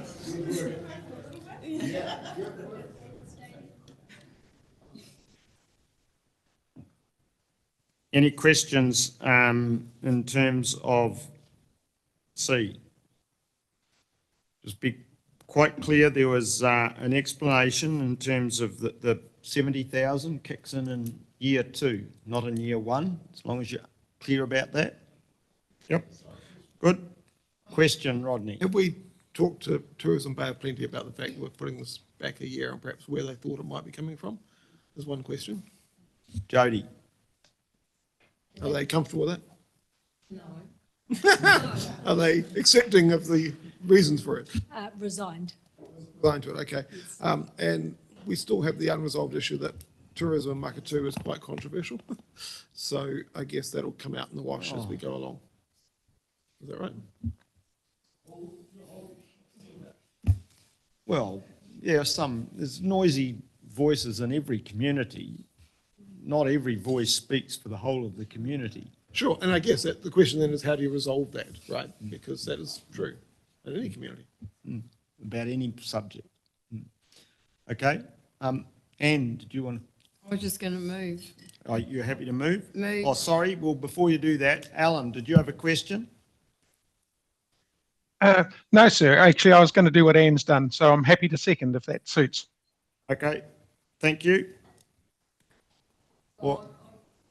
Sorry? I'm happy to move that Tourism Bay of Plenty receives the 0.1 and additional funding in 0.2 for years 3 to 10 and from year 2 in 0.1. Thank you. No other speakers? Point of order, just to clarify, that's just option 1, right? Yes. Yes, that's what you were speaking to, was it not?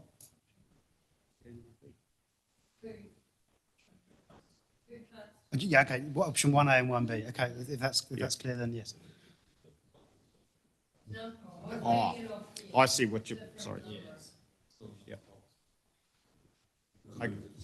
Yeah, we've got a mover in a second, Donald. Yeah, I won't be voting for this. I think the times we've hit the ceiling that what comes out of general rate, this should go into a user pays additional service. All those companies who think that they're going to benefit from tourism, they should be targeting this, not the general rate part. So I won't be supporting it.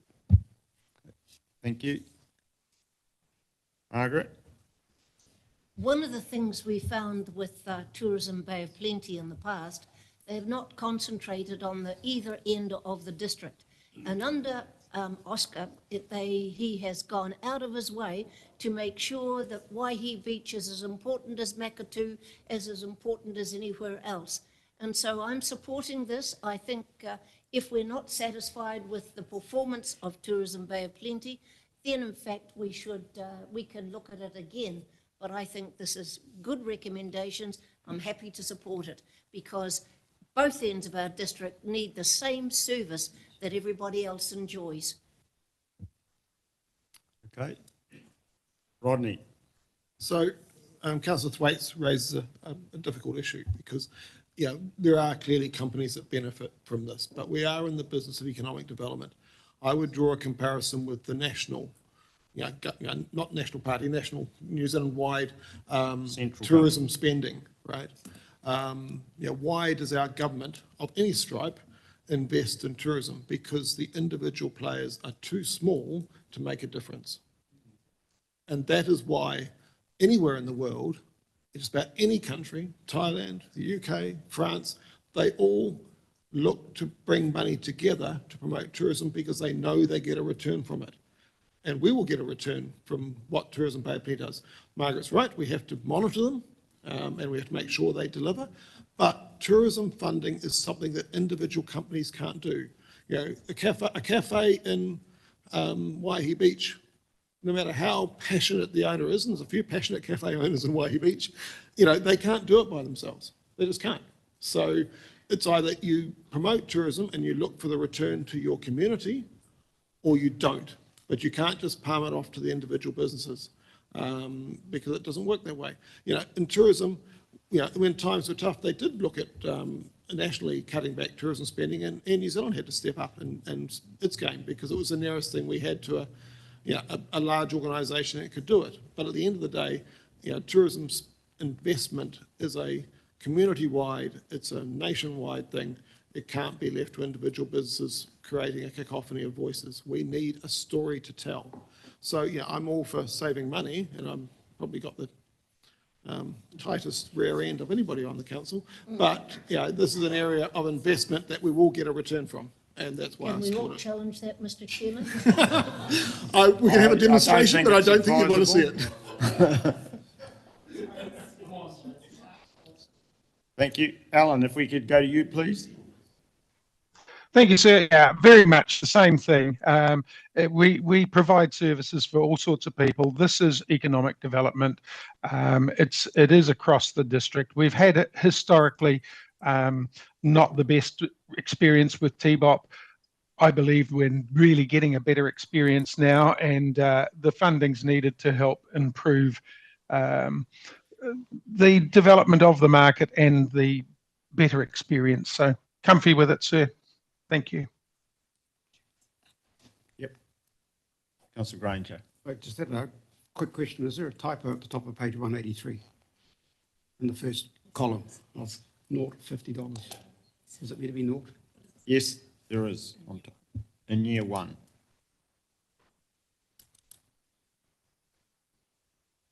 All right. Do we have another one? Yes. I'm supportive of Tourism Bay of Plenty as well. I particularly like what Oscar and his team have proposed. And they've done some really good plans for Makatū and also for Waihi Beach. And I like the engagement with Otawhiwhi Marae as well. So I actually am very supportive of this. I think they're doing a great job. Cool, thank you. So, Anne, you want a right of reply? So the reason that I support this is that because of what Rodney and Margaret have said, Tourism Bay of Plenty have really upped their game since I've been in the council, and I've been a member of Katikati Open Air Art for 12 years now, and in those first 8 to 9 years, we never saw anything of Tourism Bay of Plenty in our area. They never even visited us. So for them to come and ask for, we had two amounts, I was very happy to be able to see that we've got on here that we were going to give them the middle figure because, the other, the bigger amount was a bit of a step up, but they certainly have, in my view, deserved to have that extra boost to the work that they're currently doing out in the community. And we do have a duty of care to our commercial people. We are that is part of our well-being. We take their commercial rates, we take them, we need to give them something back as well. And this is one way I can see that we can do. Okay, thank you. No, I think I'll put the motion. All those in favour say aye. Aye. Against? Okay, noted, but the motion's carried.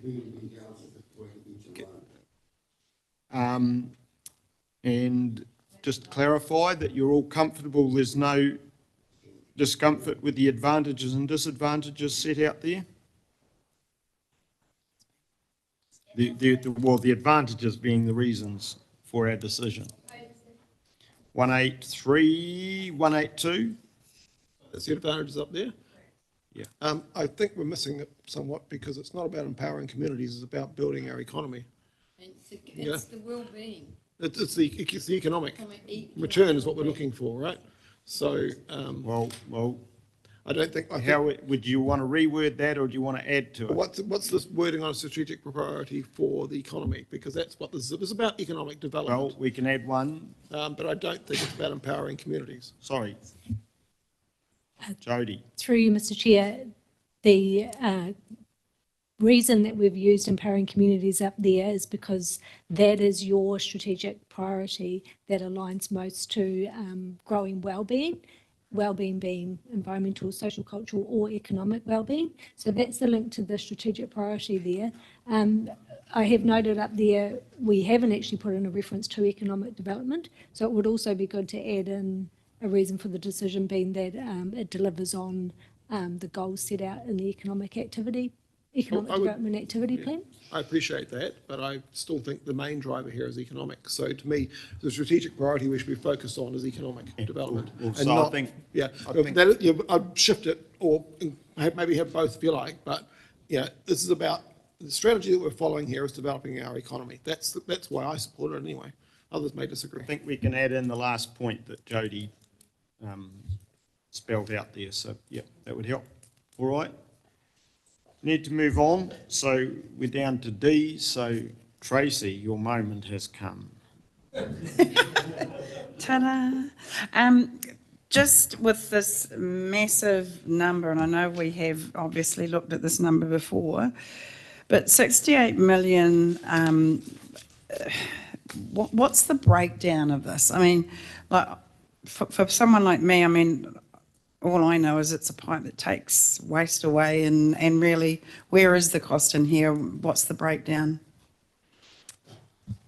Well, I'm sure Cedric's going to answer you but I said, well, I don't know how long this pipe is, but if it's 6.8 kilometres long, that's 10,000, 100,000 is it a kilometre, and that's where it all comes from. But anyway, Cedric, you can give a much better explanation than that. Through you, Mr. Chair, I don't have the full, I can socialise the full breakdown, but it's predominantly replacement for the 11 kilometres of pipe and some upgrades to, obviously, back to the treatment plant. But the majority of the cost is replacing 11 kilometres of pipe.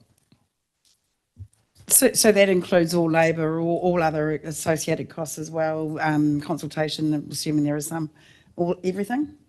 Correct, that's full. So that's detailed design, preliminary design, consenting, engagement, materials, end-to-end process. Bearing in mind that this is a long way out, that it's still not settled. It's still not settled on what's going to actually happen there. But this is a provision to make sure that we're prepared. So Murray was next. Yes, sir, I'm intrigued also about the number. In the text, it says the proposed solution could be discharge to land or water or renewal of the existing pipeline, depending on the outcome of some negotiations and engagement. And yet we can price it to within $500. We don't even know what we're doing. How do we do that? Cedric. Through you, Mr. Chair, I think I can find the estimate and give you a bit more of a concept of it, but it's actually, in terms of when I look at that, it's not, I guess we've priced it the way it looks like that, it should just be rounded. But this is initially looking at an engineer's estimate in terms of what available material you might look at, your design, your consenting, other bits and pieces, and then looking at other projects, the year that you're going to do it in, other pipes of a similar size, engaging with, at a very high level with other suppliers who've done similar lines. So it's basically looking at comparing with other projects and looking at the materials and the design process. So it's not, it is in fact, it's an engineer's estimate. Point taken. Still seems to be extraordinarily precise for when there's three possible options. Yeah. Point made. Sorry. Or well, if you're really aligned to that, I'll let you jump in. Yep. No, I think you were away for these workshops, so this Yeah, is that's this is the worst case scenario of the worst option. Yep. So the other ones that would be intended would be cheaper. Anne? Question about what's actually happening now. Are we actually searching for solutions now for land disposal? Is that what's happening now? So yep, I'll answer that in two questions. So just I've just found it here. So if I was to give you a breakdown in 4 points, we've got the pump station, it's around 2.3 million. Then you've got the harbour pipeline at 37 million. And then you've got the Matakana Island pipeline at just over 2 million. And then the ocean outfall at about 17 million. And then inflation on top of that. So that's your high level breakdown. And then there's another schedules below that with contingency and the other bits that you would include as part of your project like PNG and design. We, the team at the moment, are completing the investigation work and design. So like I said, what we've agreed to do is go for worst case scenario. And basically, because I think it was the right thing to look at from a risk approach. Team are looking at and are progressing work on what it may look like for a discharge to land. So far, that hasn't been too promising, but there are other options that we can look at. So this is, for me, very similar to like the Waihi Beach sort of library that, this LTP is going to be the design investigation work in terms of what we come up with, and then the build will be in the next LTP. But it would be wrong for us to provide a lesser number to a design that doesn't have, a pathway yet or insight in terms of from a regional tangata whenua design process. So can I just clarify that? So point 2 is the business maintaining what we've got already and keeping up with the breaks that, is that right, in the pipe, number 2? The 400,000, yes. Is that what you're saying? Yeah. So this is the worst case scenario if that doesn't work and what we'd have to distribute. No. The 400,000 for year is until we can get a permanent solution. It's not a permanent 400. Number 1 is a permanent option. Yes. And in the meantime, while that's being explored and decided, we have to provide for these breaks that have been occurring. Yeah.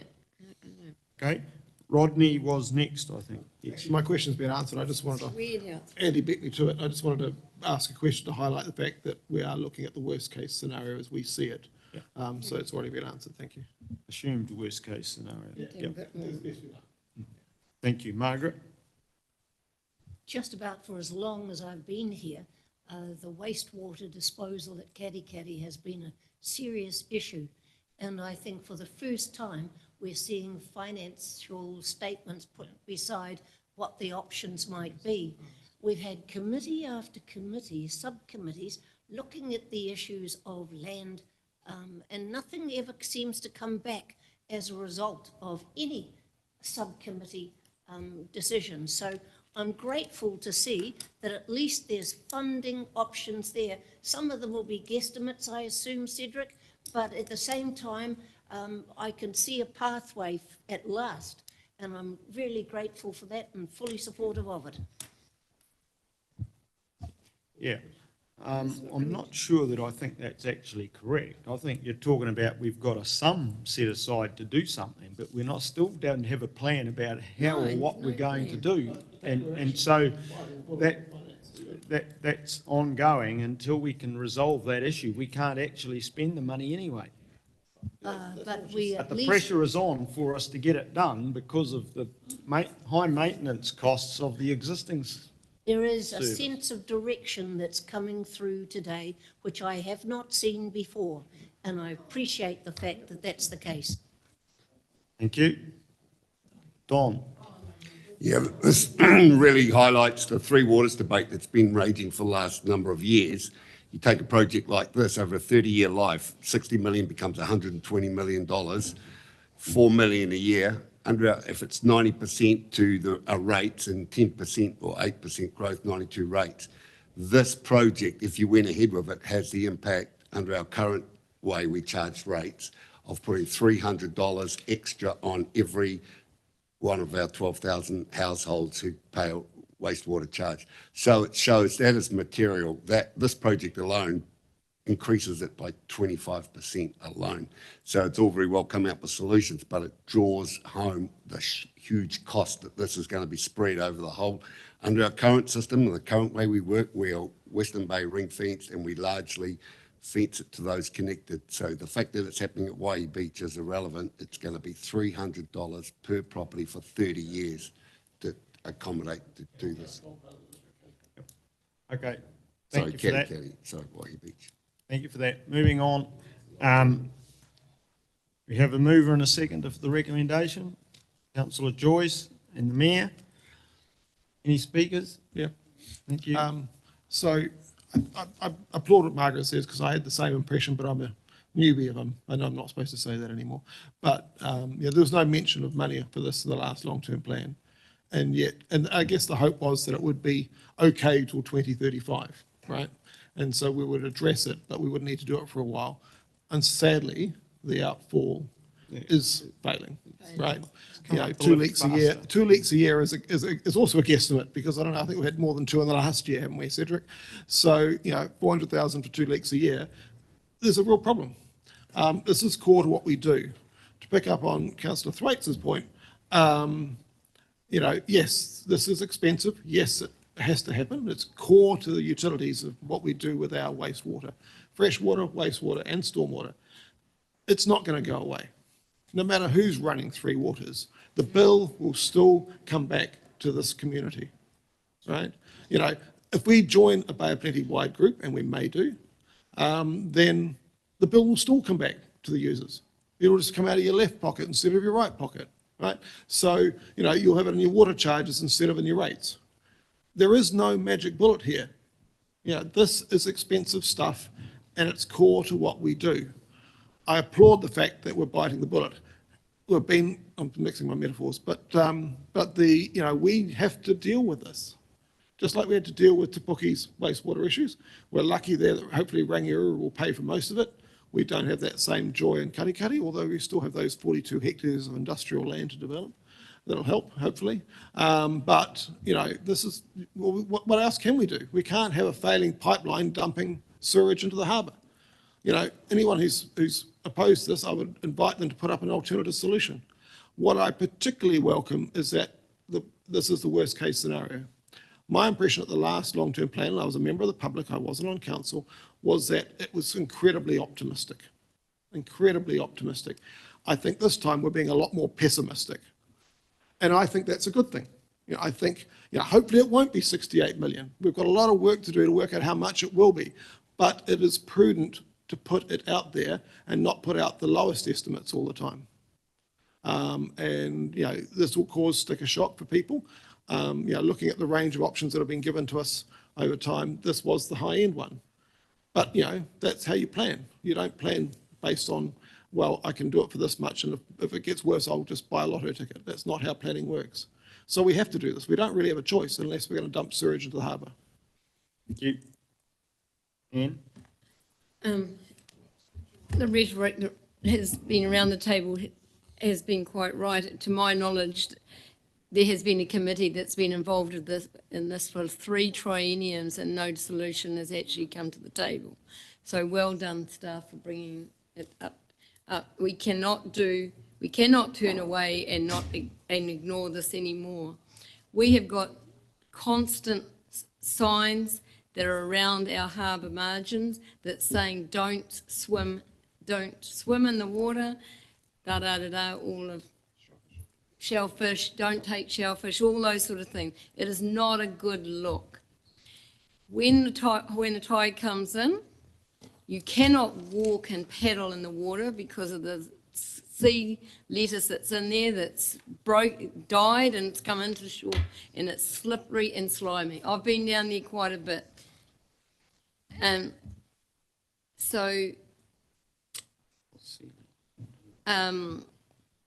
also you know, I mean, is that really what do we want to be known as the council that puts their wastewater way out into the, instead of being able to, into our water, into our harbour, into our ocean? I don't think so.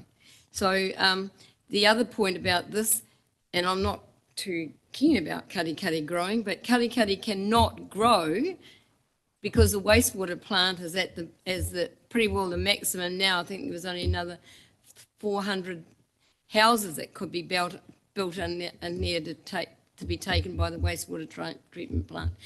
And that was about a couple of years ago, so we must be up to that now. So we cannot move any further forward unless we do something about the wastewater treatment plant.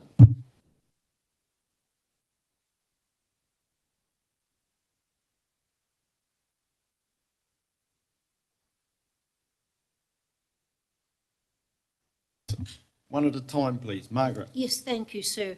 I was thinking back, and there was always several $100,000 to Matakana Island, and it was peculiarly known as blood money because they were opposed to the landfill going out into the sea originally, and I think it's come a long way since then, and that money has been dispersed to the community of Matakana, which was a good thing because it's no good sitting here doing nothing. We have no alternative but to do this. It's one of the council's responsibilities. I was opposed to Three Waters going anywhere else because at the end of the day, that's one of our major things, sewage, water and stormwater. And you take away that, and we would still be paying for it, just that the ratepayers wouldn't have anybody to lean on if they were dissatisfied. So I'm really pleased that at last we have got, you could call them guesstimates, estimates, but they're realistic. And I think that we should be grateful for, and I'm happy to support and pursue it. Okay, so I'm trying to remember so long ago now. So who moved and you moved? Yeah. Okay, I'll put the motion. All in favour? Against? Carried. And if we go double check these reasons, the advantages, 190. If you've got them in front of you.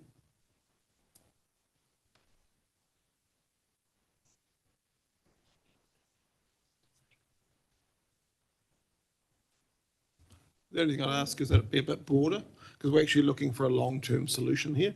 Yeah, it's not just about dealing with further breaks of the pipeline. Yeah, I think we need something that says that we address the future sewage disposal needs of Katikati, right? Because it's not just about, the first one seems to be about the immediate problems, which I think the bigger part of the picture is actually the 68. Treated water, not sewage. There's claims to sewage and harbours, not just fully treated at the plant. Not still. This is dealing with the treated sewage, okay.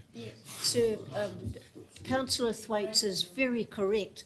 The quality of the water before it goes into any pipeline has to reach a certain standard. Yes. We never talk about that, and I think what he has said is really valuable and should be included.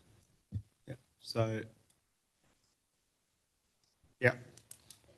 The definition, sewage is wastewater. It's treated or untreated, it's still sewage, okay? Yep, yes. Yep, it is, but it's the mind's perception that's created by the use of those words. You're correct.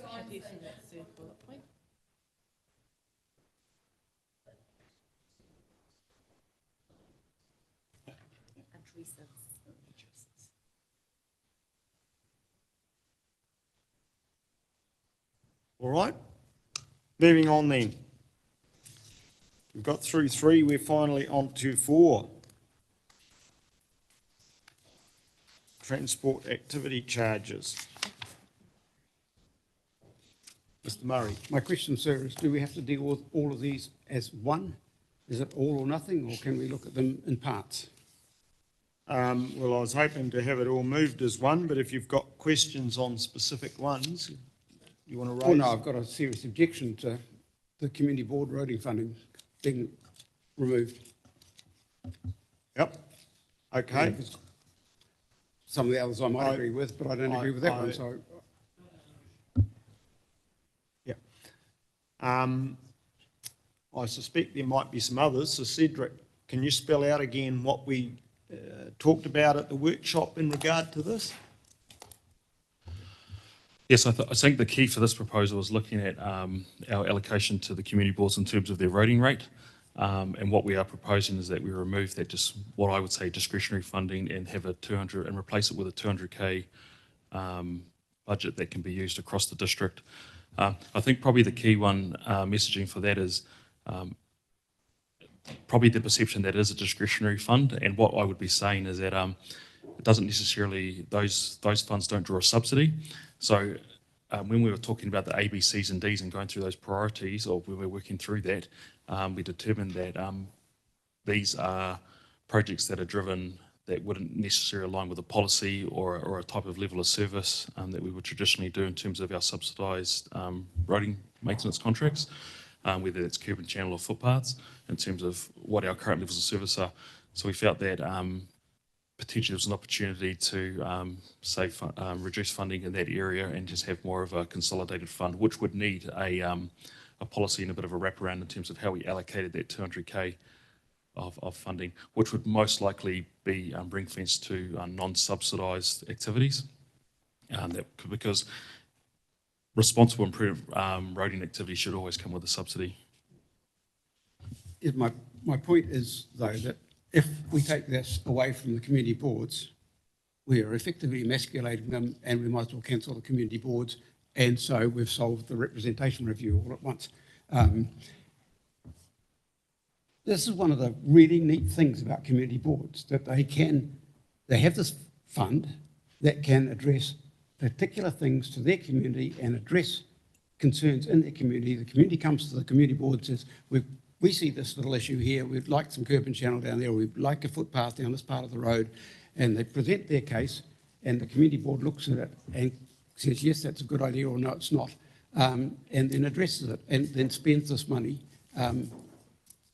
to assist that community. And that's one of the great things you can do as a community board. And I've enjoyed that role and responding to communities' needs and aspirations many times in my time with council. And I think to take this away from community boards is going to be a very retrograde step. So if it's all in one, I will vote against the whole thing, except that I do agree with some of the other ones. Yep, okay, thank you for the point. Alan, if we could come to you, please. Murray beat me to the punch there, sir. I put my hand up pretty quickly on this one. I certainly agreed with a reduction in the community roading rate, but I was under the impression it was actually for the first year. Somehow I must have got that wrong. I don't see a problem entirely with community boards wearing some of the responsibility or contributing towards a bit of a drive to save money in the immediate future for people with the way hardship is, etc. at present. But this, and it's really getting into the debate of it, which is partially what Murray said there. Basically, we've put a lead on the community boards, taken them to the vet and tended to that side, and then put up a little fund that they've got to scrap over for 10 years. That's not on to me, sir. This is localism. This is where it really hits the road. They provide things. I live in Athenry. We got a footpath put in Athenry that people wanted, and it came from our community board, and so they're able to move and act properly with that localism situation. To have to fight for 2K, so yeah, you've just slaughtered community boards. I couldn't agree to this in its full term. Great, thank you. Tracy? I just want to clarify. So what we're saying is it's 200,000 per year across all community boards. No? It's just a district, it's only one fund. Yeah, that's what I said. Oh, the whole district, It okay. includes rural as well. Oh, really? Okay, okay, which we don't generally do footpaths and things like that anyway, do we? So, okay. So at the moment, with the funds that are collected by those that, you know, are rated for community boards, those funds are being used completely back on that community. First question, no, okay. Second question, do they have a budget at the moment? I know you were talking about subsidies here, Cedric, but, there is no subsidy for what they're doing currently, but so is there a budget or a limit that they can work to at the moment? Thank you. Could we ask you to respond? Oh, sorry, Rachel. So there is a policy called the Community Roading Allocation Policy, and within that there is a formula that determines that proportion that gets allocated to each community board. So as a consequence, that's currently. So as a consequence of progressing a decision on this particular matter, there would need to be a consequential change to that policy to reflect a decision made through the long-term plan. Just to help Tracy, just to help you, I mean, Mokoroa gets about 96,000 each year. Yes, Rachel. And perhaps not directly related to this debate, but I think helpful is that it's to the point that you made, Councillor Granger, and that is that the representation review is absolutely the place where the conversation needs to be had about localism, and whether that's via community boards or some other alternative grassroots democracy mechanism, that's all yet to be determined. But that is the appropriate forum for determining what localism means to this council, and whether that includes the ability to administer a proportion of a community roading budget for investment directly in that community or otherwise. That is the mechanism for having that debate. Thank you, James. So my question was around, because I had a concern about the rural road budget going to zero for year one. In terms of, I know, accept what Murray says about the budget for the other ones being cut considerably, but if it goes to zero for rural road, then literally nothing can get done. So the question is that $200,000 available not just for community boards, but also for work that would otherwise be done by the rural road budget? Through Mr. Chair, no. So the rural road would be, in terms of what activities we would subsidise, would be from the existing budgets that we've got. So the $200,000 allocation is just for a replacement for the community board roading allocation. So there would be no way to get any rural road work that would otherwise be done by that budget? Or would it be covered by the other budgets? I think through the chair, we've got a workshop to discuss the policy and the application of this on the 28th of March. So this is about setting your budgets again for the LTP, bearing in mind the cost that we're facing, bearing in mind the transport's our biggest expense area. This was the conversation we had in the workshops around actually what budgets do we have to have a serious look at to make a change to some of those rates funded lines. This is the recognition of those workshop discussions.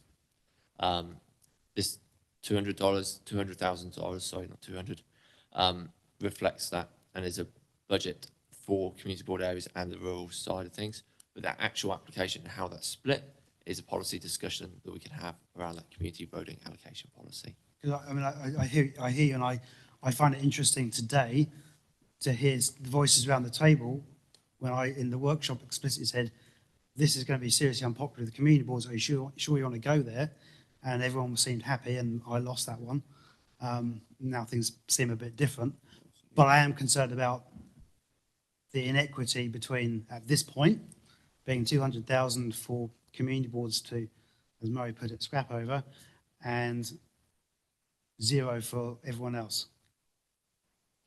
It's not necessarily a zero for everyone else. That's a policy discussion that you guys have to make. At the moment, it's what's the budget going to be? then it's okay, as it reflects that, what are the consequential changes to the policy, and that weighing up where it goes from there. I'd just like to point out, I think Cedric might want to talk to actually the existing reserves from this have been sitting there for a while. Cedric, I don't know if you want to talk to how much there's in each community board reserved for the roading. Yeah, there's probably two things I'd talk about there. So when we were talking about removing that roading rate, it doesn't remove their ability to request whether it's new curb and channel, new footpath to the transportation team. It just means that it'd have to go back through a policy lens in terms of our level of service or whether we have different roads. But the 200K is essentially your ability to do non-discretionary activity. So that's $200,000 of ratepayer funding that does not attract the subsidy. So this policy, or not policy, sorry, this type of approach is very similar to other councils you might see in the Waikato, whether obviously completely your decision to determine how you allocate that funding. But what we're essentially saying is that when we went through that process, is this a potentially a way of cutting that measure or a way of looking at affordability? Can I just clarify with Matt though, because Matt's talked about setting the policy for distributing some funds, but if the amount we've set is $0, then it doesn't matter what your policy you're going to set, it's not going to result in any work. So I just want to clarify that if you set a zero budget here, how does work get done? Out of the main rural. Okay, I can answer that. So the roading funding is in buckets. So as an example, say if we didn't have the 200K of discretionary funding and say Waihi Beach wanted a new footpath and it aligned with our level of service, then it would be funded out of that renewal element within our existing budgets. If we wanted a new Cuban channel and it aligned with our policy and our level of service, then it'd be funded out of that bucket. What we're essentially saying is we're taking away the discretionary funding that does not attract subsidy, and we're saying that you're only going to have a 200K allocated of discretionary funding across the district. That still needs to be worked through in terms of a policy. But in terms of the buckets that we do have, whether it's pavement maintenance, subsidised maintenance, reseals, street cleaning, whatever that may look like, that can still be spent throughout the district. So just to clarify that, Cedric, what you're saying is it's trying to focus a higher proportion of the funds into activities that draw subsidy from Whakakatāne. Is that correct? Yeah, correct. That's what we currently do. But what we are essentially saying is we are removing discretionary funding from our community boards, and we are basically creating a $200,000 fund. Yeah. So seeing as you'd raised that, I've got a number of other speakers, but you were wanting, I think, to come back in there, Murray? Point of order. Are we questions or debating at the moment? We're still in questions. So can we have questions, please? Because we've had two speakers that have given opinions, and their opinions are very valuable. But can we stick to questions? My question is, what are the quantums for all of those boxes? Because the ceiling budget, the last one, presumably taking a quarter out of that is, in our papers, the answer is 2.7 million. But how is that spread around those boxes?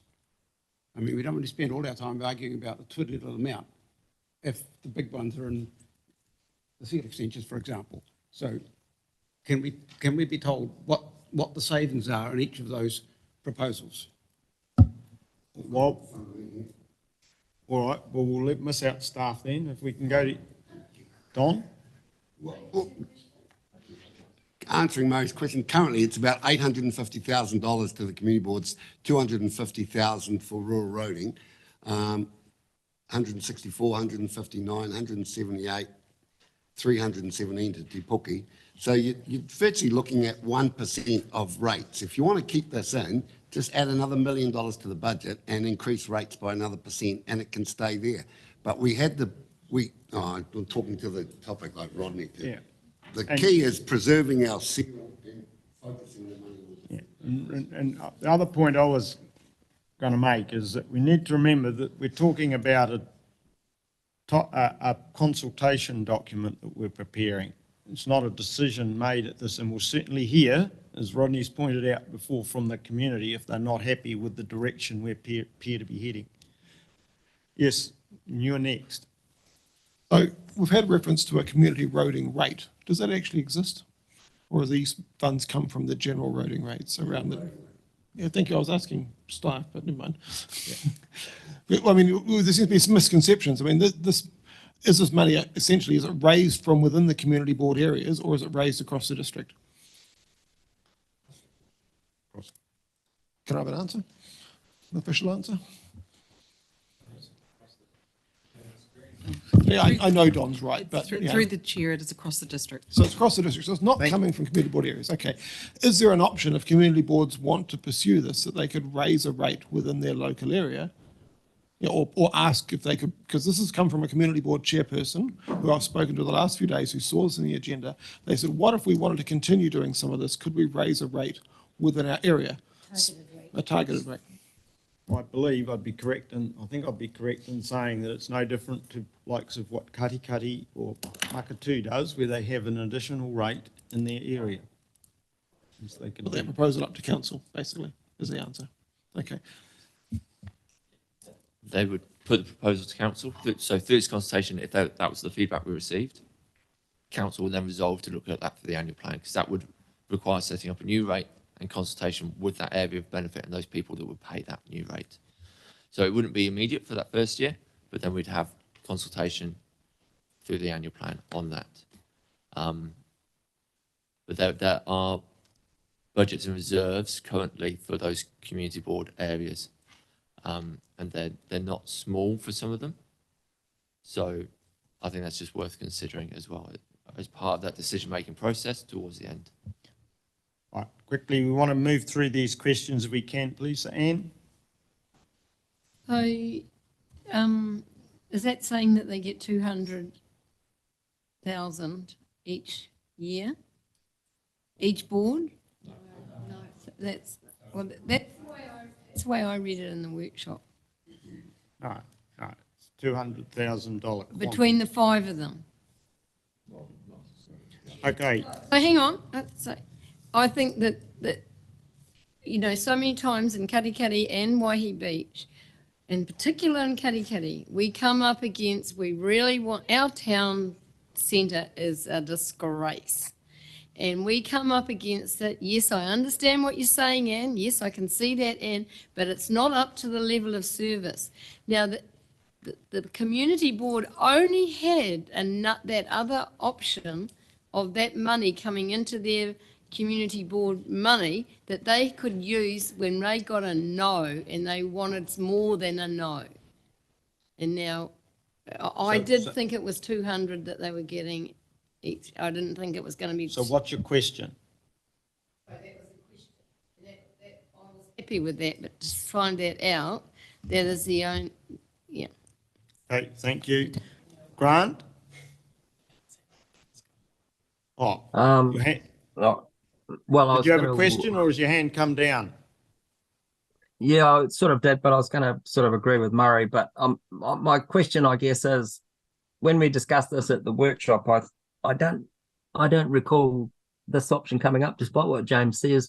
But it seems to have morphed into something completely different to what I thought we were talking about at the time. But I mean, I know I suggested putting a hold on community board roading rates for a year to give a reduction in the first year because there was a bit of a backlog. But I guess my question is I'm not quite sure how it morphed from that to this. But anyway, I guess we've sort of had that answered in a roundabout sort of way. Thank you, Anne. Sorry, Margaret. Through you, Sue, Cedric, can I get my head around the community roading rate at the moment can be used for footpaths or anything else that the community board might think? Is that why they can't get a subsidy on it? Correct. Some of it could potentially draw subsidy, but then we are only allocated a certain amount against our 51% subsidy, so that is generally allocated against our different activities from resales to rehabs. For me, I see this as a discretionary rate because you can essentially, the community boards are allowed to use it pretty much however they want to use it, as long as it complies with specifications and standards, and it's not going to impact or create a health and safety risk. So the community board direct the transport engineers, and they go away and come up with a design or a plan that meets guidelines. So some activities in theory could receive a subsidy, but then you would be taking away that subsidy from, say, it was resealing or rehabbing or pavement maintenance, which all have an agreed level of service and performance measure against them. So you'd be taking subsidy away from core transportation activities. If they spend the money on roading, they would be entitled to the subsidy as well? Well, potentially, depending on the request that was made, it could actually be funded through the existing contracts if it was within our level of service or our performance framework, whether it was, as an example, say there was a whole lot of potholes on one of the roads, we wouldn't spend the community roading rate, we'd use our pavement maintenance subsidised rate.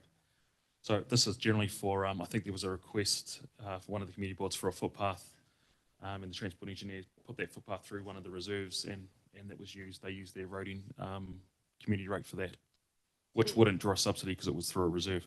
Saying that the community roading funding is a nonsense, that it's wrongly named? No, I wouldn't say that, because predominantly it is used for within the road corridor, so it is a roading rate. It's just the way that it's used doesn't have a prescribed intervention strategy or out and out performance framework like it does in terms of, and to use a good example is the ONRC, where we prioritise our arterial roads, primary collectors, secondary collectors is where we spend our most money, where the community roading rate can be spent at the discretion of the community board, which I'm not diminishing the decisions they make or what they put forward. It's best for what they believe for their community. It's just, there's a different way of looking at it. So, sir, if we had a targeted rate and we went out with a targeted rate for community boards, that would be acceptable in this process? But that'd be for further discussion, but then I would argue just if you wanted to go down that track, then you'd be better off just to leave it as is. You'd be just replacing one with another. Alan? Thank you, sir. I do have a question, but a couple of things. One is, I know as a community board chair, we did get jobs done that had and did attract subsidy. And that was across various fields at the time, not necessarily entirely roading. So it certainly happened. It happened with cycleways, etc. And it was also how it was planned. At times it was frustrating waiting for a path to be put in, but it went in when other work was being done on a road that attracted subsidy, and it sort of melded into it. Anyway, my question, sir, is, and it really concerns me also, is that we say remove all projects. Now, we're just saying that there's these massive balances sitting there. Now, I know that when I was chair of a community board, we had a massive balance, but it was all committed. And the projects did take at times forever to happen and didn't happen at times. What's worrying me is, and so my question is, what projects are we then going to remove that are here at present, remove all projects and replace with single project? So in other words, it's going to be quite noticeable that some community boards or communities are going to miss out quite badly. And actually, really, where that sits with the funding, are those projects basically already covering that fund balance? That's my question. Where are we at? And I don't think you can probably answer that today. Yeah, I think you're correct on that last point. It's probably hard to answer that off the top of our heads. I'm going to go to, the Mayor wants to make a quick comment. My reading of that, Alan, was that it was removal project lines. So those lines you can see there, not existing projects that community boards have committed to. So I think there's a slight misunderstanding there. All right, if we can hold that and go to Adele for some comment. Through the chair, yes, just want to confirm what the Mayor is saying. It's about we're removing the number of rates and consolidating them down to one. I also wanted to just reiterate that we have been, the council have been discussing ways in which to reduce rates, and this was one particular discretionary area that we felt could be an option for the community to consider, and that's why this has been put forward.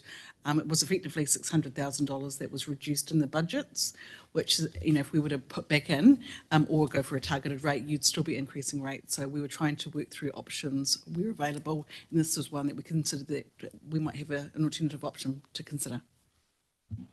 Thank you for that. Don. Richard. Yeah, I want to go back to what Murray was saying, that I know all the considerations about keeping our rate down, percentage, and finding ways about doing this. But there's another important discussion around this, and that's about how we're treating our community boards and disempowering and not empowering them.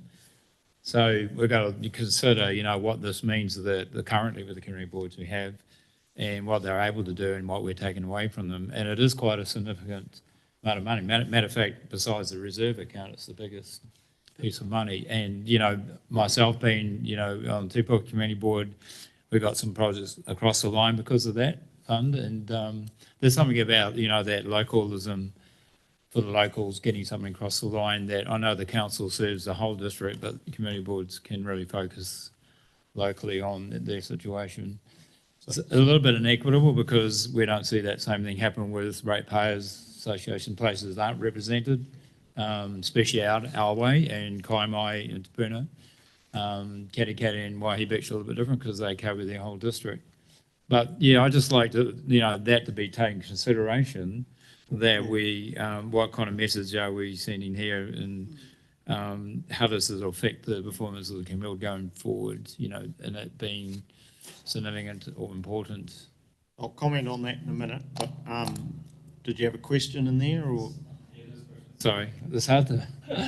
I guess what message are we sending? No, well, my question is, how will this, how will this impact? Fair enough. Yeah. Well, and I know there's dissatisfaction. We've got a couple more questions before we decide what to do with this, but it's worth noting, if you go through that list, there's items there reduced 100%, 66%, 25%. They've all taken a hit, some bigger than this. At least this has retained about 25% of its, it is more complicated in this proposal in terms of it's not allocated to specific community boards. We've got a couple more questions, and then we're going to try and decide what to do with this. So, Grant? Yes, I would like to ask if we do this as proposed, the 200K, I guess, would be a contestable fund, and would it be on a case-by-case basis rather than an equitable distribution across each community board, I guess? So the second question is, if we were to retain the status quo, could we have guidance from staff to ensure that all the projects that are proposed would attract the subsidy that Cedric is saying is not always achieved with some of the community boards projects? And I guess one of the ones that Cedric referred to in terms of shared pathway across reserves instead of on roadways, the Te Puke Community Board did do a project like that, but it was that staff suggestion, I think, that we did it at that time. But anyway, just the question is, would it be possible to retain the fund but ensure that the projects do attract the subsidy? And my final question is, before we vote on this, can we have the option of retaining the status quo? So until the specific projects are specified and spelled out, I would assume there's no guarantee that we can determine whether they're going to attract subsidy or not. Does that sound correct, Cedric? Yeah, through you, Mr. Chair, that's correct, because depending on what the project is, as an example, if it was a car park, then we're not allowed to spend subsidised funding on car parks, or if it's outside the road corridor, then it's obviously not, we're not allowed to spend subsidy. So it depends on the actual project specific itself. Like I said before, though, it's not as simple as just identifying a project within the road corridor and then allocating a subsidy or a portion of the FAR rate to it, because at the moment when we apply for our funding through the with Waka Kotahi, it is for specific activities, and sort of like I said before, whether some of these projects may fall under the LCR, low cost, low risk, or it could fall within those buckets.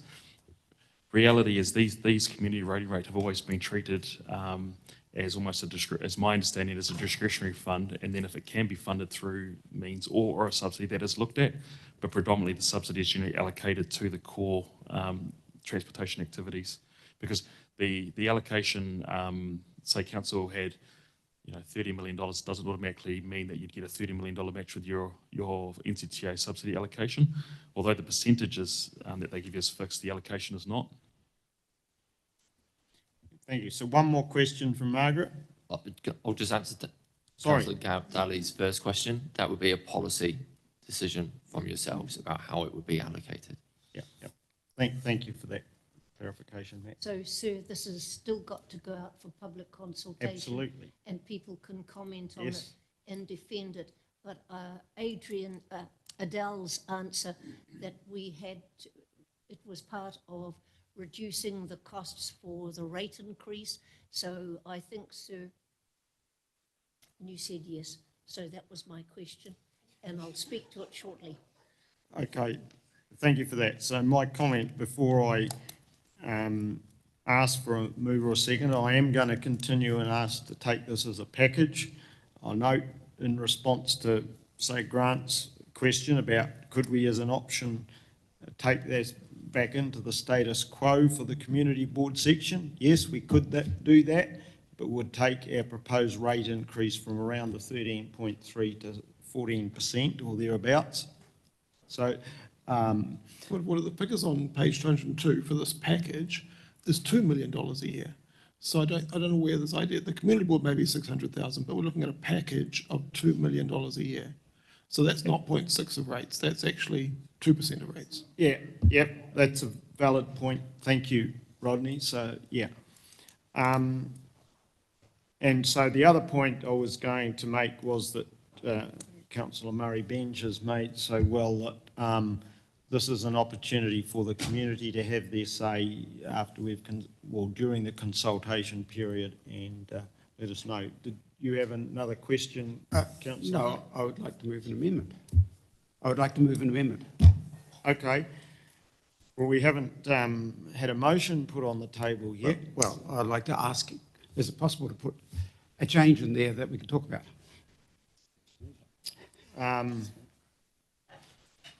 I'll just get some advice here a moment, please. Do we need to take the recommendation and then seek an amendment, or is he able to?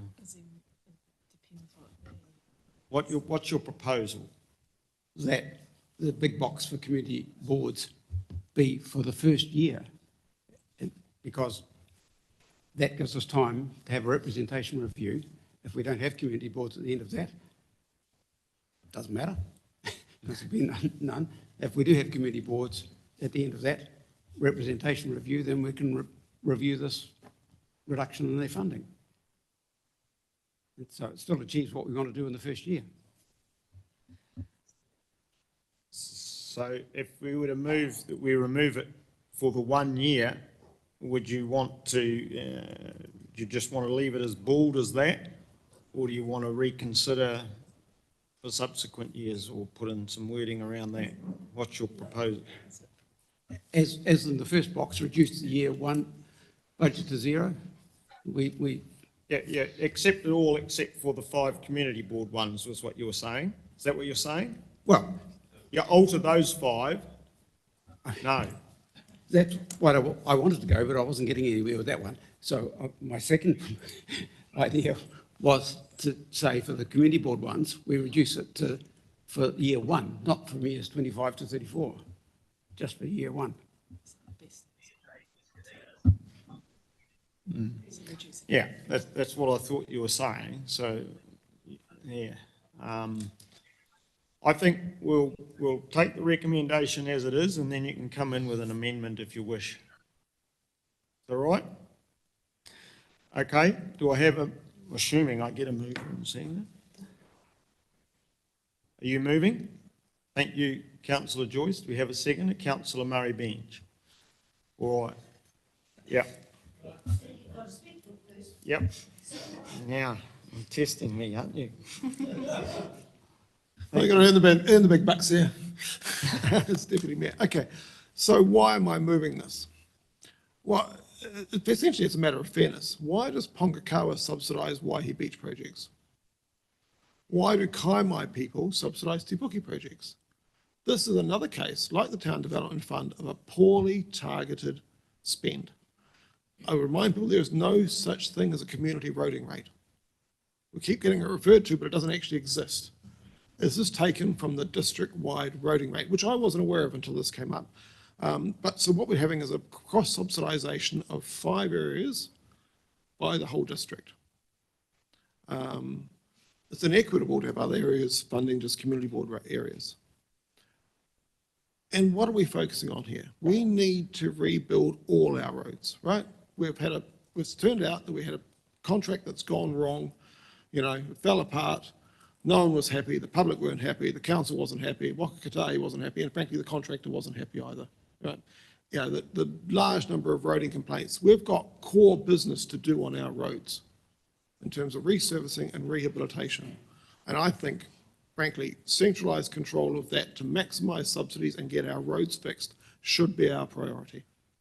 That's what the public really, really wants. So we all need to take a bit of the pain.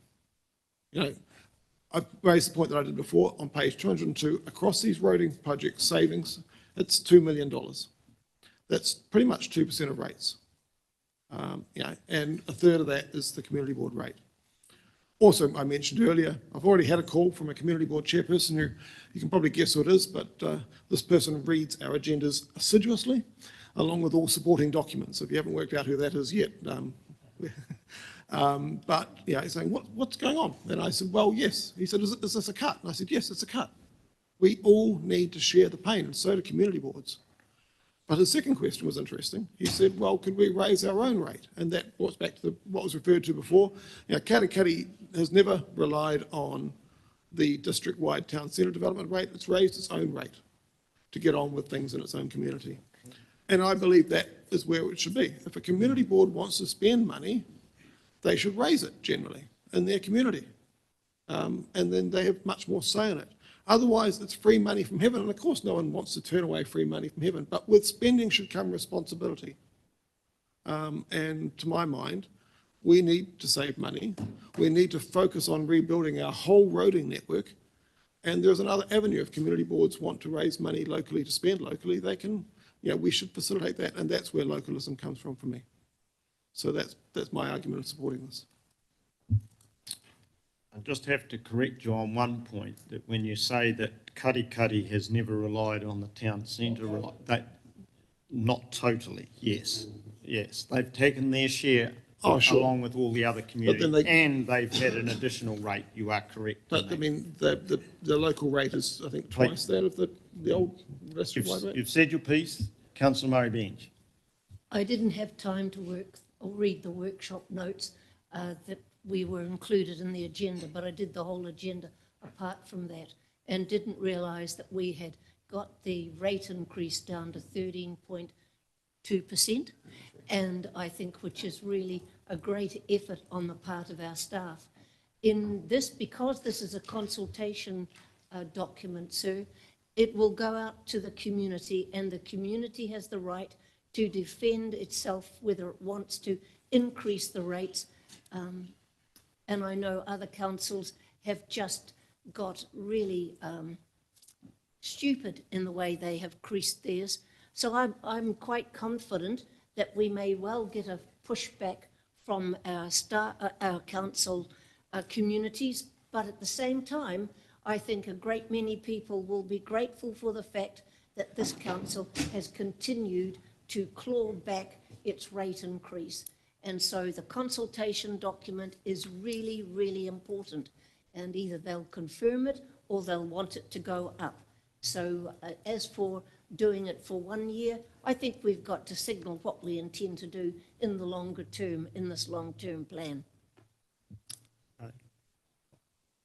Councillor Thwaites. Yeah, I support this initiative as it is.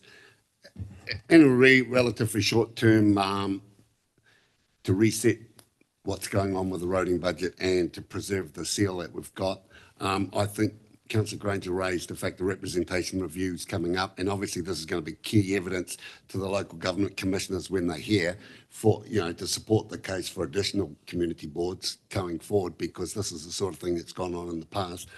So if it was to come back and we get more community boards, that's good. Well, they get their fair share too. So I'm happy for it just to be a reset until a representation review is completed by the local government commissioners. Okay. Thank you.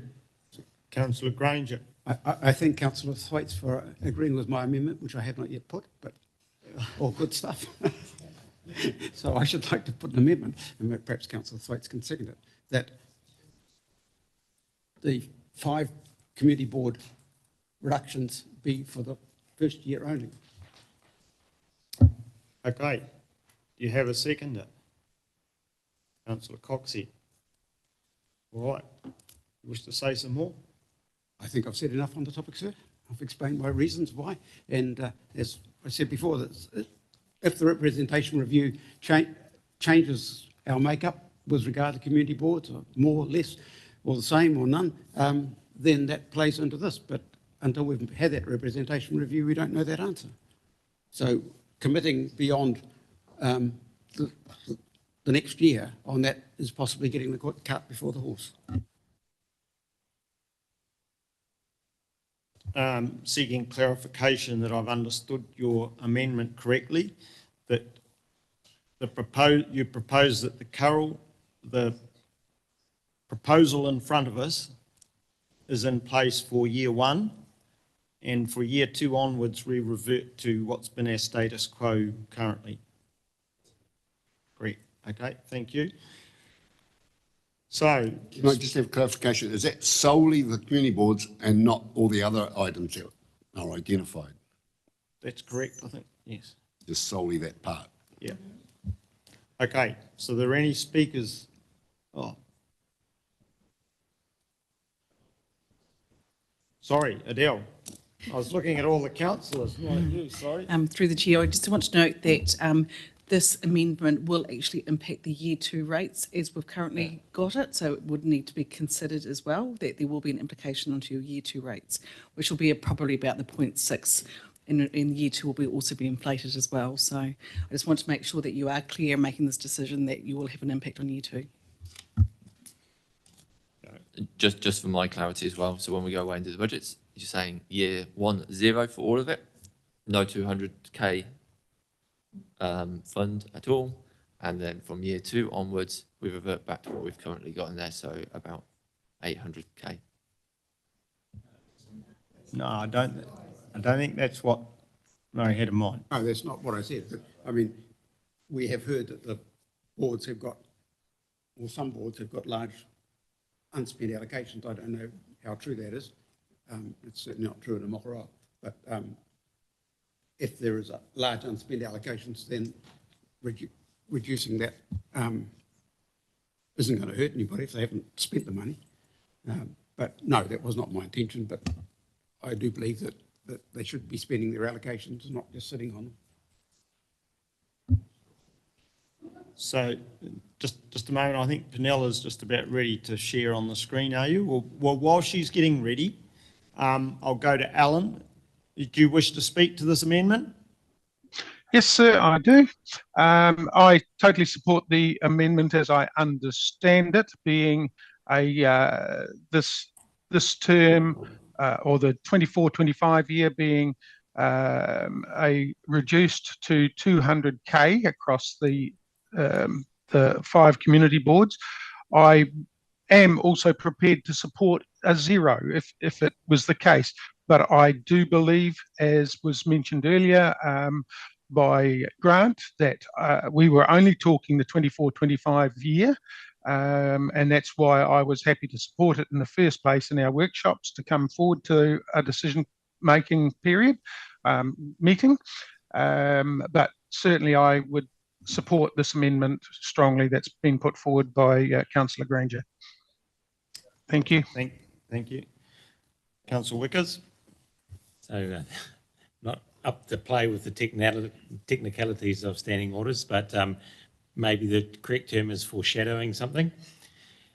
So you proposed 1 year, which does, I'm just trying to think of how, we're really talking about 3 years in a long-term plan block.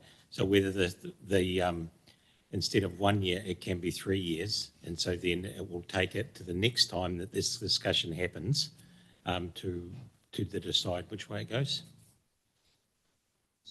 So I don't know how that plays out. So what I think you're saying, you're addressing the issue that Adele just raised of increasing the rates from year 2. Is that? Yep, and the process by which this, if we only do it for 1 year, and I understand that you don't usually go out to consultation on that annual plan on year 1 because yeah,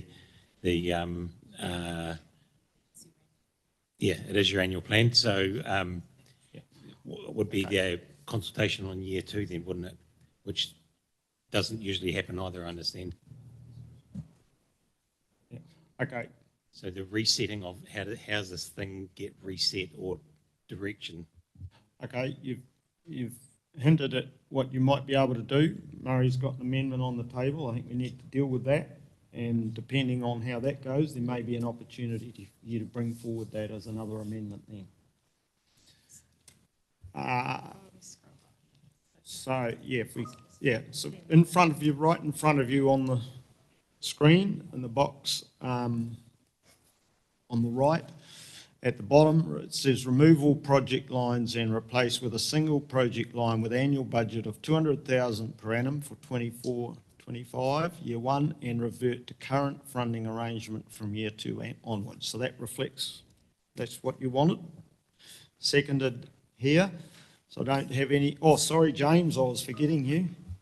Yeah, I do actually want to support this amendment because it aligns with what I was suggesting in the workshop anyway. I think if we do this, and I realise it's just for consultation, so an element of, yes, it's for consultation, but let's not forget we don't go out with deliberately unpopular stuff in consultation for the sake of it. But if we take this away from community boards, then there really is no point having community boards.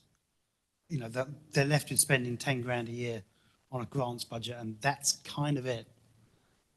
So, we'll have the rep review, we can decide that, but I think Murray's amendment allows us to have that debate at the appropriate time and not kneecap it with killing their budget before that discussion happens. So I'm in support of Murray on this one. Right. Alan, you've already spoken to the amendment. Grant, did you wish to speak to the amendment? Well, I just wanted a bit of clarification, really. The 200, the way it's been rewritten in there, we're removing all project lines and replacing with a single project line with a budget of 200k per annum for 24-25. I thought we were going to take it all out, so there wouldn't be a 200k in the first year, and then revert to the current funding from year 2 onwards. Because what's going to happen to that 200k? It's a contestable fund for all the community boards, which is not going to be. We're probably not going to have a means of determining that in the first year. I wouldn't have thought. Yeah, that was, we were told earlier that was going to come back for a discussion on the 28th of March, which is not terribly far away, Grant. Can we just have clarification? That's what Murray intended to leave that 200k in for the first year? Yes, he has indicated that. Okay. Can we get advice from staff where they see that as practical, setting up a whole contestable fund system for 1 year? Because it just seems a very expensive way of doing things. Cedric. Yeah, no, I agree. I wouldn't include the 200k, and I would encourage the community boards to spend their reserves in the year that they don't have the funding. Would probably. Otherwise, we're just adding staff costs, yeah, for a 1-year project. Set up a contestable fund, it's gone in 1 year. So come back to the mover of this amendment, Mr. Granger. How do you feel about that? Oh, can we Because you have did say before you were wavering with it. Well, I would like, before making a comment on that, to know how much unspent budgets do the community boards have? I mean, if they have enough to get them through the next year, then I'm happy for it to go to zero. Rachel. Matt can actually speak to this, but that actually is some of the material that we were anticipating bringing to you at the next Strategy and Policy Committee. But if it's useful for your debate now, we can certainly tell you what the point in time or year-end position is likely to be in terms of not only community board reserves, but their roading uncommitted roading allocation budgets. From this year. So the forecast current account closing balances for 30 June 2023 for Waihi Beach was 70,510, Katikati $425,386, Makaroa $136,321, Te Puke $918,250, Makatu $232,880. That's very clear then, so they don't need any this year. Okay, so you're happy, there you are, Grant. So you're happy for the amendment to reflect that? So it would, that what we've Yes, got and I'll in front second of that us, if you need a second. what we've got in front of that is in front of us at the moment on the screen is incorrect. Can I suggest for simplicity that it would be reduce year 1, 2024/2025 budget to zero for all these line items and revert to current funding arrangements from year 2 onwards. Just like to note that'll probably be around about a 0.8% rates increase in year 2 on top of what's forecast currently. Okay, thank you. So it was moved, this amendment. You've spoken, I think, have you not? Not to the amendment. Okay, sorry. Thank you, sir. I'm really sympathetic to that amendment, and I know that it's really important that our community boards survive. I think they reflect well community needs. But I felt that the first thing we did was we saved money and everybody had to take a hit, and community boards have done as well. And you can see they've still got a lot of money to spend. But I think, sir, I want to hear what the community says. And if the community board chairs all come in here and argue for the toss and are prepared to see the budgets go up, not this year, but the following year, we need to know that. So I cannot support the amendment, and I hope that we haven't debated 4E, because I've got a comment to make on that. Okay. I think we've completed the discussions there, so I'm ready to put the amendment. You happy for me to put it? Oh, no, yes. Confused as standing orders, aren't I? So I put the amendment, which I think is pretty clear. We've thrashed it out. All understood. All those in favour, please say aye. Aye. Against? Okay, we better have a show of hands just to be sure, but I think it was carried. But 1, 2, 3, 4, 5, 6, 7, 8.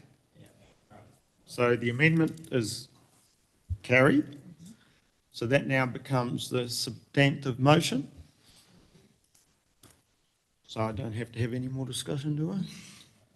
All right, I'll put the substantive motion. John. Okay, right of reply then. Oh, sorry. Grant, were you wanting to speak? Oh, yeah, sorry. I just wanted to clarify before, but I didn't get a chance to support it, the amendment. But really, the reason why I've supported this, I know the community board budgets do look excessive, especially from Te Puke, but and we've got a workshop on Thursday to address our future projects. But part of the problem you with... don't need to tell us all that, Grant. You've made your views clear. We're going to move on to Rodney's right of reply and put the motion. I supported this amendment because it does actually save a bit of money. and we can look at this again next year. And yeah, I don't quite accept that removing this would gut the community boards, especially since they haven't been spending all the money anyway. So obviously they've happily quite existed quite along the way, but actually not doing much roading quite effectively, quite a few of them at least. So, but, you know, I'd still go with the idea of localism. You know, there's nothing to stop them raising a local rate to spend locally, and that to me is true localism. You know, free money and spending it is not localism, it's spending without responsibility. So, you know, I look forward to the discussion. I am worried about, you know, the lack of focus that we bring to roading. I think the fact that we've left it to a contractor who hasn't done very well is, you know, something that was a mistake was made somewhere along the line, and we're now fixing that, and we need to focus on that. But at least, you know, we've gone half a step forward today. But I would say to the community boards, you know, and I bet they'll all spend the money before it comes back next year. To bookie, even if it's 900,000, I'll get that out the door pretty damn quick if I was them. But, you know, community boards shouldn't just be about what they can score from head office. They should be taking responsibility for what they do, and that means raising money locally that they are then accountable to their local communities for. Thank you. Then I'll put the motion. All those in favour, please say aye. Against? Carried. All right. Those in support, raise your hands. This is your amendment has become the substantive motion. Yeah. So we've got Coxhead, Crawford, Denyer, Granger, Henry, Joyce, Wickers, Sol, and Daly. Yeah. What about? Oh, yeah, I'll be on support. Okay. Okay. So with that marathon, I think we need to call a break. So I'll adjourn the meeting and you can go and have some lunch.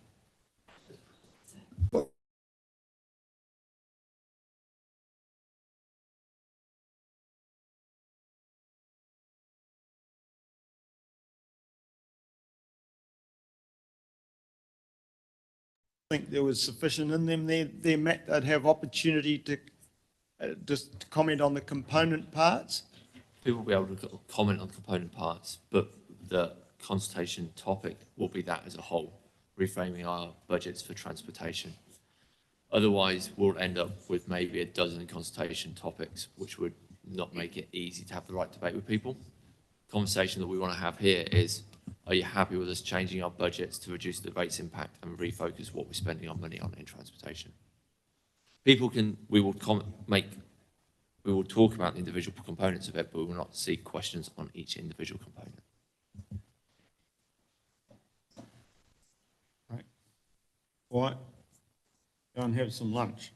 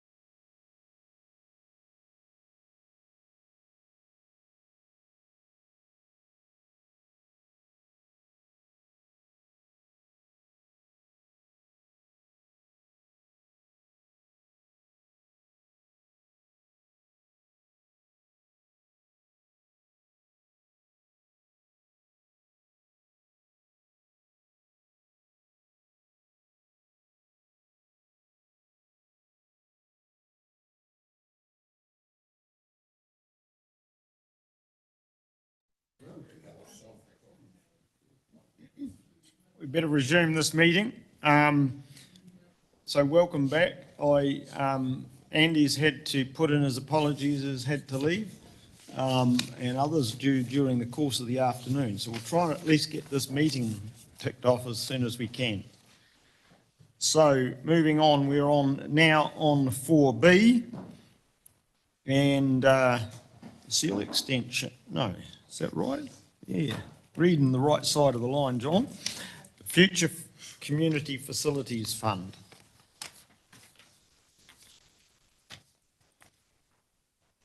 So, no. Sorry, Mr. Granger. Oh, I'd just like to move it, sir.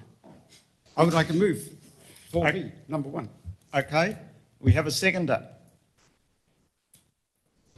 I'll second it. Do we have any questions? All right, I will put the motion then. All in favour, please say aye. Against? Carried. So we move to C, which should be even easier. Councillor Granger. Well, I believe it follows on from the one we've just voted on, sir, so I move that one too. Yep. 216 I just heard. I'm not on that same document as you, but Councillor Granger's moved, and as he said, follows on, so I will second again. 240, was it? 223 for the issues and options, but this is pretty straightforward given you've just approved the previous one. I should have thought, so there's no questions. What's this one? Discontinuing the Old Town Centre Development Fund. So there's no questions. I'll put the motion. All in favour? Against? Carried. And you're all satisfied with the explanation and the advantages? All right. So, moving on to the next one then, I'm happy to move option 1, that the Pukahina development rate be stopped. Thank you, Councillor Crawford. And aligned with that, that's options 1 and 2 under D, and that they repurpose it for community projects. So it's moved, me seconded Richard, no questions? All right, I'll put that. All in favour, please say aye. Against? Carried. And so then we come to Tupuna Station Road. So, we've had considerable discussions about this in the past. Margaret. Well, I read the Mayor's submission to raise last evening, and I was really delighted because it implied that the work that's storm damage, the application might Yeah, questions? Still on questions? Getting to a question. It was, now I have to start at the beginning, Rodney. No, just cut straight to the question, please. I wish I could. I'd like to know we were told with Tupuna Station Road there was no subsidy. When I read the Mayor's submission to Wellington, it implied that there was applications to be made still for that storm damage. Is that correct, Cedric?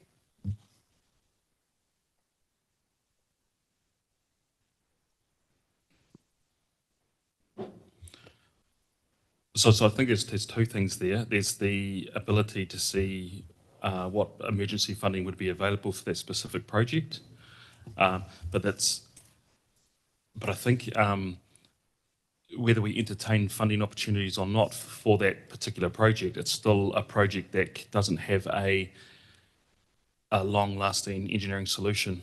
So I'm just mindful that when you apply for these subsidies or potentially emergency funding, you would potentially be applying for funding to remediate the road for it to remain closed, because essentially what we don't have an engineering solution that if there was another event that would prevent, so whatever you do from an engineering perspective is never going to be enough if there was another significant storm for the bank to come down or the river to wash away the bank. So I take your point that there's still the ability to apply for emergency funding, but there's still no engineering solution. And I wouldn't imagine Waka Kotahi would be interested in constantly funding $5 to $6 million every time there's an event for a particular piece of road.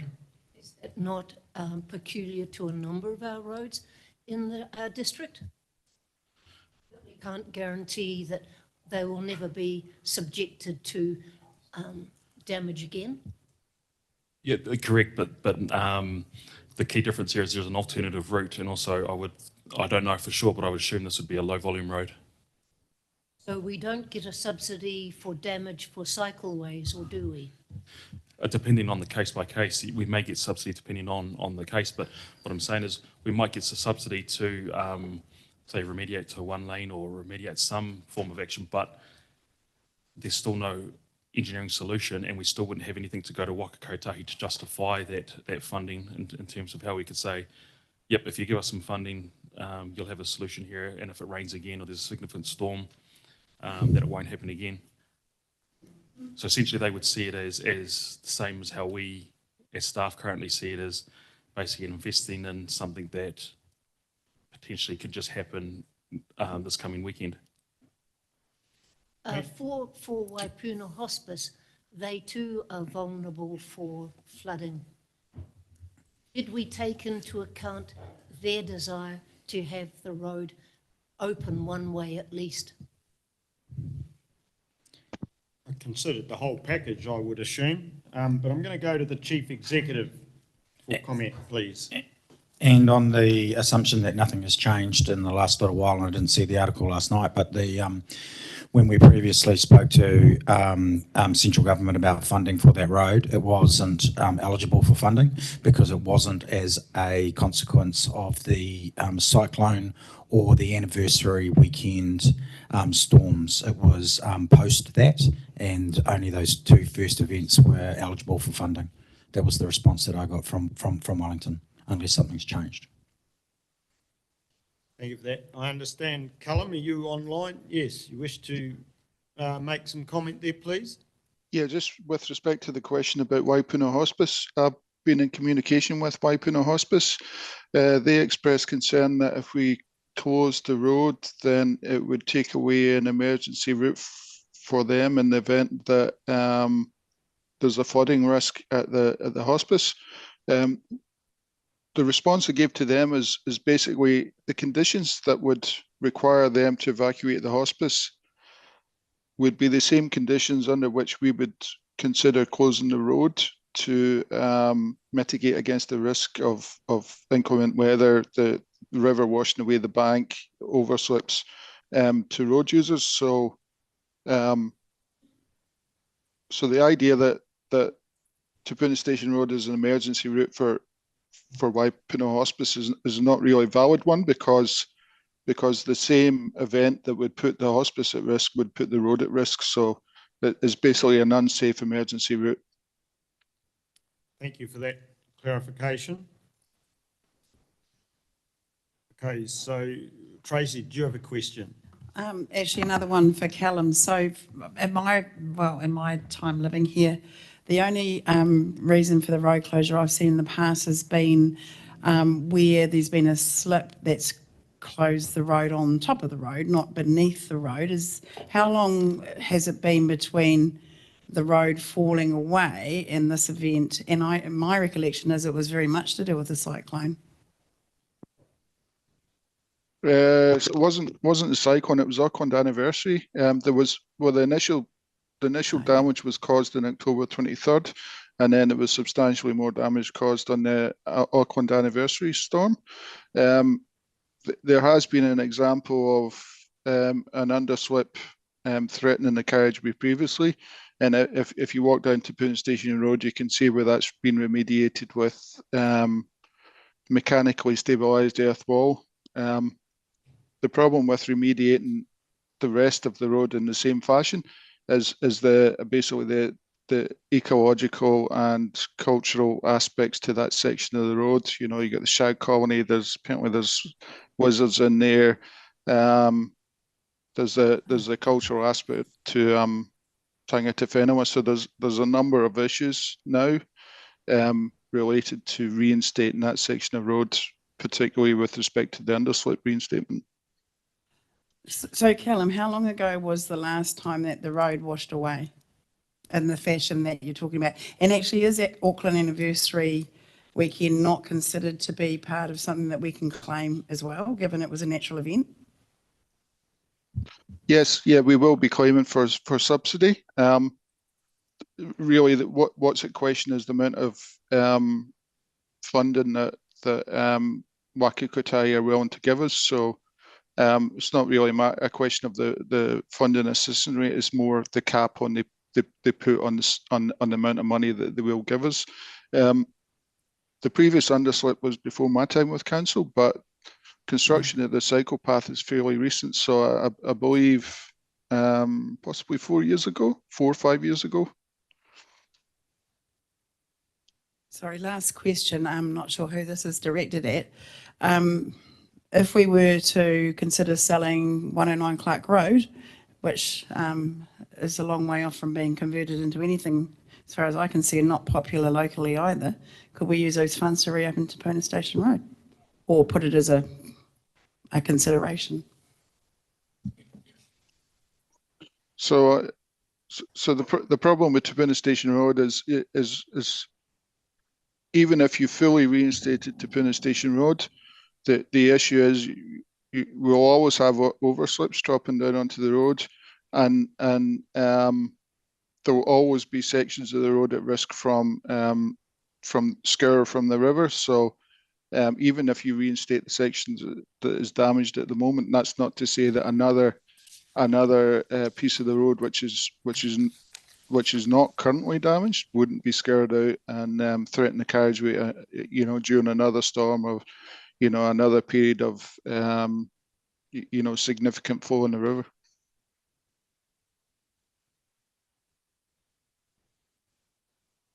Right. Oh, another question? Callum, one of the arguments was that it would stop the rat runners clogging up the road and Te Puna Station Road so that they slowed down the traffic coming on State Highway 2 until the new road goes through. But now they're actually using Clark Road as the rat run. So what can you do to actually make sure that rat running does not occur? If you couldn't stop it on Te Puna Station Road, how can you stop it on Clark Road? But the only way to stop rat running in Clark Road is to make it a cul-de-sac, because rat run is undesirable, but it's not illegal. Motorists are entitled to use Clark Road and Te Puna Station Road and Te Puna Road and Snodgrass Road and Boreal Road, just as they're entitled to use the state highway. So heavy vehicles are different because we could introduce a heavy vehicle ban, but in terms of light vehicle and rat runners, they're not breaking the law, so it's very difficult to stop them unless you basically cul-de-sac Clark Road to prevent it being used as a through road. That basically was my point. Also, how can you protect the area where you've got a falling away hillside? How can you protect Pururakau's ancient needs in that regard? Yeah. So one of the issues is, I guess, causing the slips is water running down the face. So we would need to look at putting in drainage at the top of the bank to divert the water away from the face of the slope. And then we would have to look at using some sort of geotechnical product to stabilize the face of the slope to prevent it, with the rain that's just hitting the slope directly, to prevent that from washing away the soil. So geotechnical product or some sort of planting solution. But either way, it would be quite a lot of work involved, and it would be quite dangerous work given that there's quite a large potential fall from height, and it would also be technically challenging given the potential for archaeology at the top of the slope. So I mean, anything's possible, but it would be quite a challenging location to work at. Thank you. Don?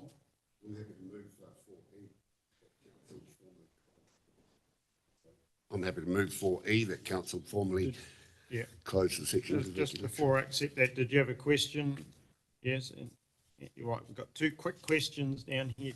Rodney? You go first. Okay, lost it. You go first, yeah. So my question is, when we last discussed this, we talked about finding a solution for Clark Road. Yeah. Is somebody working on that, please, and what's the timeline for that to come back to us? I'm not expecting anything today, of course, but Clark Road is a real problem, and we undertook to try to fix it. Yep, through you, Mr. Chair. So we're still on track, as per the workshop, to present on the 4th of April at the PNM workshop. Thank you. Anne? That was the nature of my question too, So- because it was pretty, I think it was unanimous that we thought that this might be the case that we go out to consultation with, but what did that mean for Clark Road? And I took that run today just to have a look at Clark Road, and I see there are lots of little tar seal patchings all along the edges that are cracking. And to say that the Northern Link was going to come in, it's till 2027, and we're going to be relying on that road all that time. It's just, I mean, it's worse than the Tapuna Station Road was to drive on. Well, I don't think we can prejudge until Cedric and his team bring back some options for us to consider on the 4th of April, which is not much more than a couple of weeks away. So I think we need to keep that in mind. I think on that time frame, it would indicate that staff have taken it as a matter of urgency, and we have to hope there's some things we can do out of that. Margaret? It will be interesting to see, Cedric, if the amount of money we have to spend on Clark Road could have been spent on Tapuna Station Road to actually solve that problem. I think one will... What was the question, please? Wouldn't it? Well done. That's the voice of experience. Okay, Councillor Thwaites, I'm happy to accept your moving resolution option E, and the Mayor has seconded it. Sir, I also wanted to know, one of the serious submissions in that whole proposal was the anti-social behaviour that's occurring on the Freedom camping area that's just part of Tapuna Station Road. Staff went and had an inspection and assured me that it was really all good. But just on the other side of it, you've got a pony club, and once again, once the crime prevention camera went in there, we solved issues. Is there a crime prevention camera on that Freedom camping area so that we can keep an eye on that anti-social behaviour? Cedric? I'll have to take Yeah. advice We'll from staff on that. Yeah. bring it, find an Sorry, I answer don't know. for you. Yep. We don't have an answer today. Thank you. So it was moved and seconded. Are there any speakers? Yes, Mayor. I just want to say this largely follows on the decision we made at the Performance and Projects and Monitoring Committee. And this IOP just spells out the huge cost of actually trying to open up this road again when the views in the community are decidedly mixed. So we'll see what happens in consultation, etc. But yeah, I'm in favour. Thank you. Councillor Coxey? I'm still opposed to this and remain so. The huge cost was 1 million originally, then it was 2 million. I don't think that's a huge cost when you compare it to the money we're spending on bridges in Te Puke. Similar reasons as well. I think it's interesting that people who are not affected by this at all don't have to travel in this traffic every day, every single day to work, are making this decision. I think it is absolutely the wrong decision and it needs to be reopened, and I stand by that. Right. Thank you. Councillor Joyce? I have a lot of sympathy for the people in Clark Road. I really do. But I think there's a lot of backyard engineering going on. If Cedric says there is not an engineering solution, I put a lot of weight on that. You know, to put money into something that's going to fall in the river again, to me, doesn't actually solve it for Clark Road or anybody. It just eats up money. So I want to move forward. I want to fix the problem in Clark Road. It's not acceptable what's happening there. But to fix it on one solution, when the engineers tell us that won't work, you know, sustainably, is not the answer. So I do support this motion. Thank you. Margaret, you wish to speak to it? Yes, I do wish to speak to it. Listening to the answer to the questions and the work that will need to be done for the cultural aspects of that area, you will find that in fact you will protect the road itself, and because controlling the water that tips down there and drives the cliff face with it, I think is something that's fixable. And Neville Bidwell, when he made his submission, it was quite clear they wanted work done. And if we do the work, then we're going to find that we'll protect Te Puna Station Road as well. And so I think that's a good issue. The rat running is going to continue, as Councillor Henry said, but for the people who live in Snodgrass Road, Te Puna Road and Clark Road, they are now going to have to carry the might of all the antisocial stuff that goes down Te Puna Station Road that squeezes into the highway. And it's just poor planning at its best. I really am so disappointed that this is the only solution to close that road. It just doesn't add up to me. And I too will be voting against it. And I'll defend my reasoning anywhere I go, because it just doesn't add up for the people who live in that area, who've got to use the roads and do so.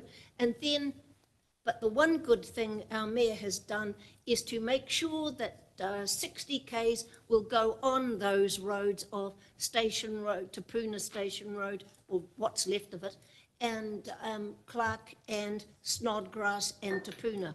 And I think that will slow the traffic down and make it less likely desirable for people to use it as rat runs. That's the only good thing I can see coming out of this. Thank you. I'll go to Grant, and then I'll come back to you.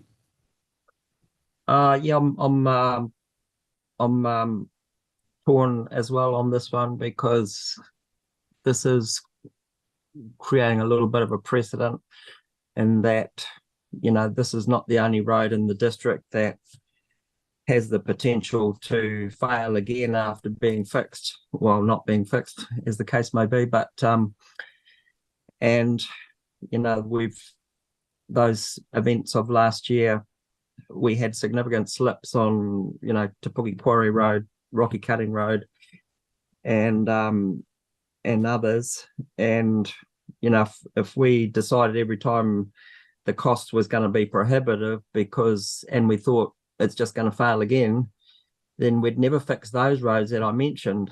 And those roads probably cost significantly more to fix than Te Puna Station Road.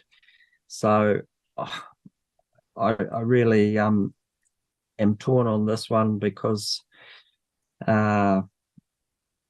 one, the additional consequences of closing Te Puna Station Road have been well outlined, but you know, there is this issue that there are so many other roads that we could just decide to fix and make cul-de-sacs, and that would be an ongoing problem for us. Sure, we could save quite a bit of money, but so anyway, that's all I've got to say. I'm not sure whether that was before or against, Grant, but I'll come to Councillor Thwaites, who moved the recommendation, and then I'll be putting it forward. I think Councillor Daly did say he was for it, closing it. Sir. I did run into Neville Bidwell yesterday, spoke for half an hour with him, and it's interesting of the elders out there at Te Puna now, with the significant discovery of remains in the Te Miti area, that this topic is becoming very hot, and anything to do with that headland at the end there will, in fact, gather steam. Obviously, there is the hearings to be held for the future of the industrial park, and I think that process needs to play out by its own part. And as far as the antisocial part goes at Station Road, that is now one of the most enjoyable parts of Te Puna. Since the last PNM meeting, it is called the Te Puna Dog Park. I've been down there 3 times. It is magnificent. It is so peaceful. It is so nice. It's actually one of the nicest places to go for a walk. And if you've got a dog, take a dog down there. There's tons of room. There's far from antisocial. It is now the jewel of Te Puna. So I'll fully support it. Thank you. Thank you. Right, we've had the whole range, so I'll put the motion. All those in favour, please say aye. Against? Okay. Those in favour, could you please raise your hands? You got all that? How fast can you type, Penilla?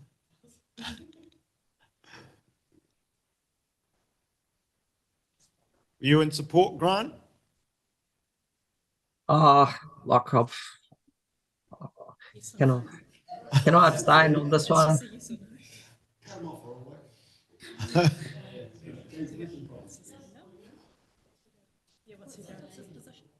it yes or no? What would, yes or no, please, Grant? Well, if I was pushed, I'd vote against it, but okay. I'm against it. You're against, okay, right. So we go to against, and we've got 3 of you.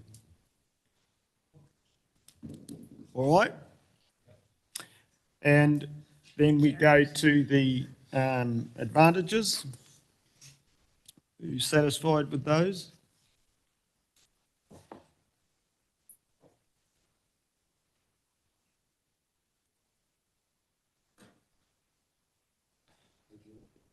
It's page 246.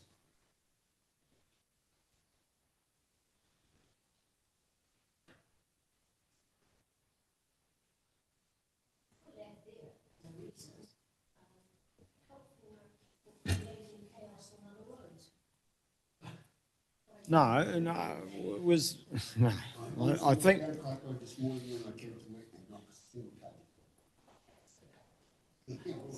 Yeah, all right. We've had the debate, so we're going to move on.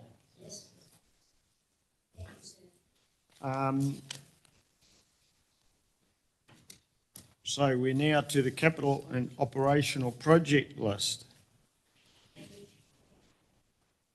Do we have a page number, Greer? 253, is it? Thank you.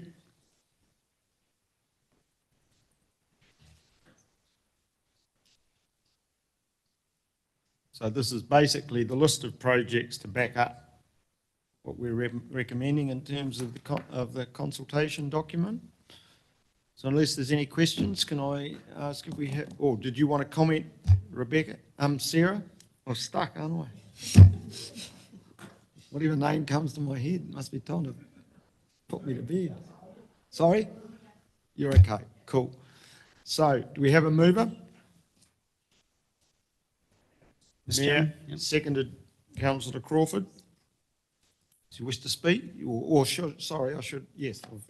Yes. I'd say I think we've spent a long time going through the project list, and I think I commend staff for smoothing things out as best they can and allowing us to choose the projects which we weren't so keen to go ahead. But this is the project list now, and I think we should support this.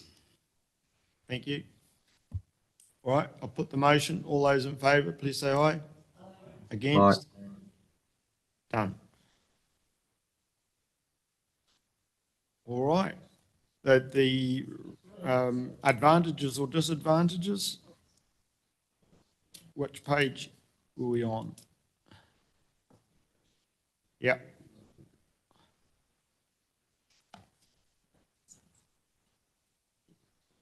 Which page are we on now? I must be looking at, I must be back one still.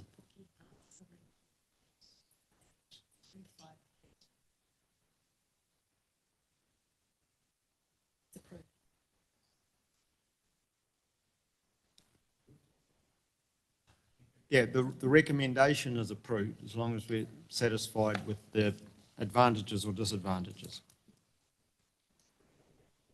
Right? Can I just seek clarification where the Te Puke Library came to in the discussions? I see it's not in that bullet points there for the various wards, but the Mokara Library is. There was some discussion about moving the projects around. Can someone answer for me? Yep, so we've gone through and looked at that with staff, and it materially it makes no impact to the LTP in terms of whether we shift those out or shift them So it forward. remains where it was? Yep. Thank you. Te Puke Library. So it moves, it remains where it was in the information presented to you in the workshops. So previous LTP, it was 2025, I think it moves out to 27, 28. Yeah. Alrighty. So moving down then to number 6. Did we have something we hadn't closed off there? Right.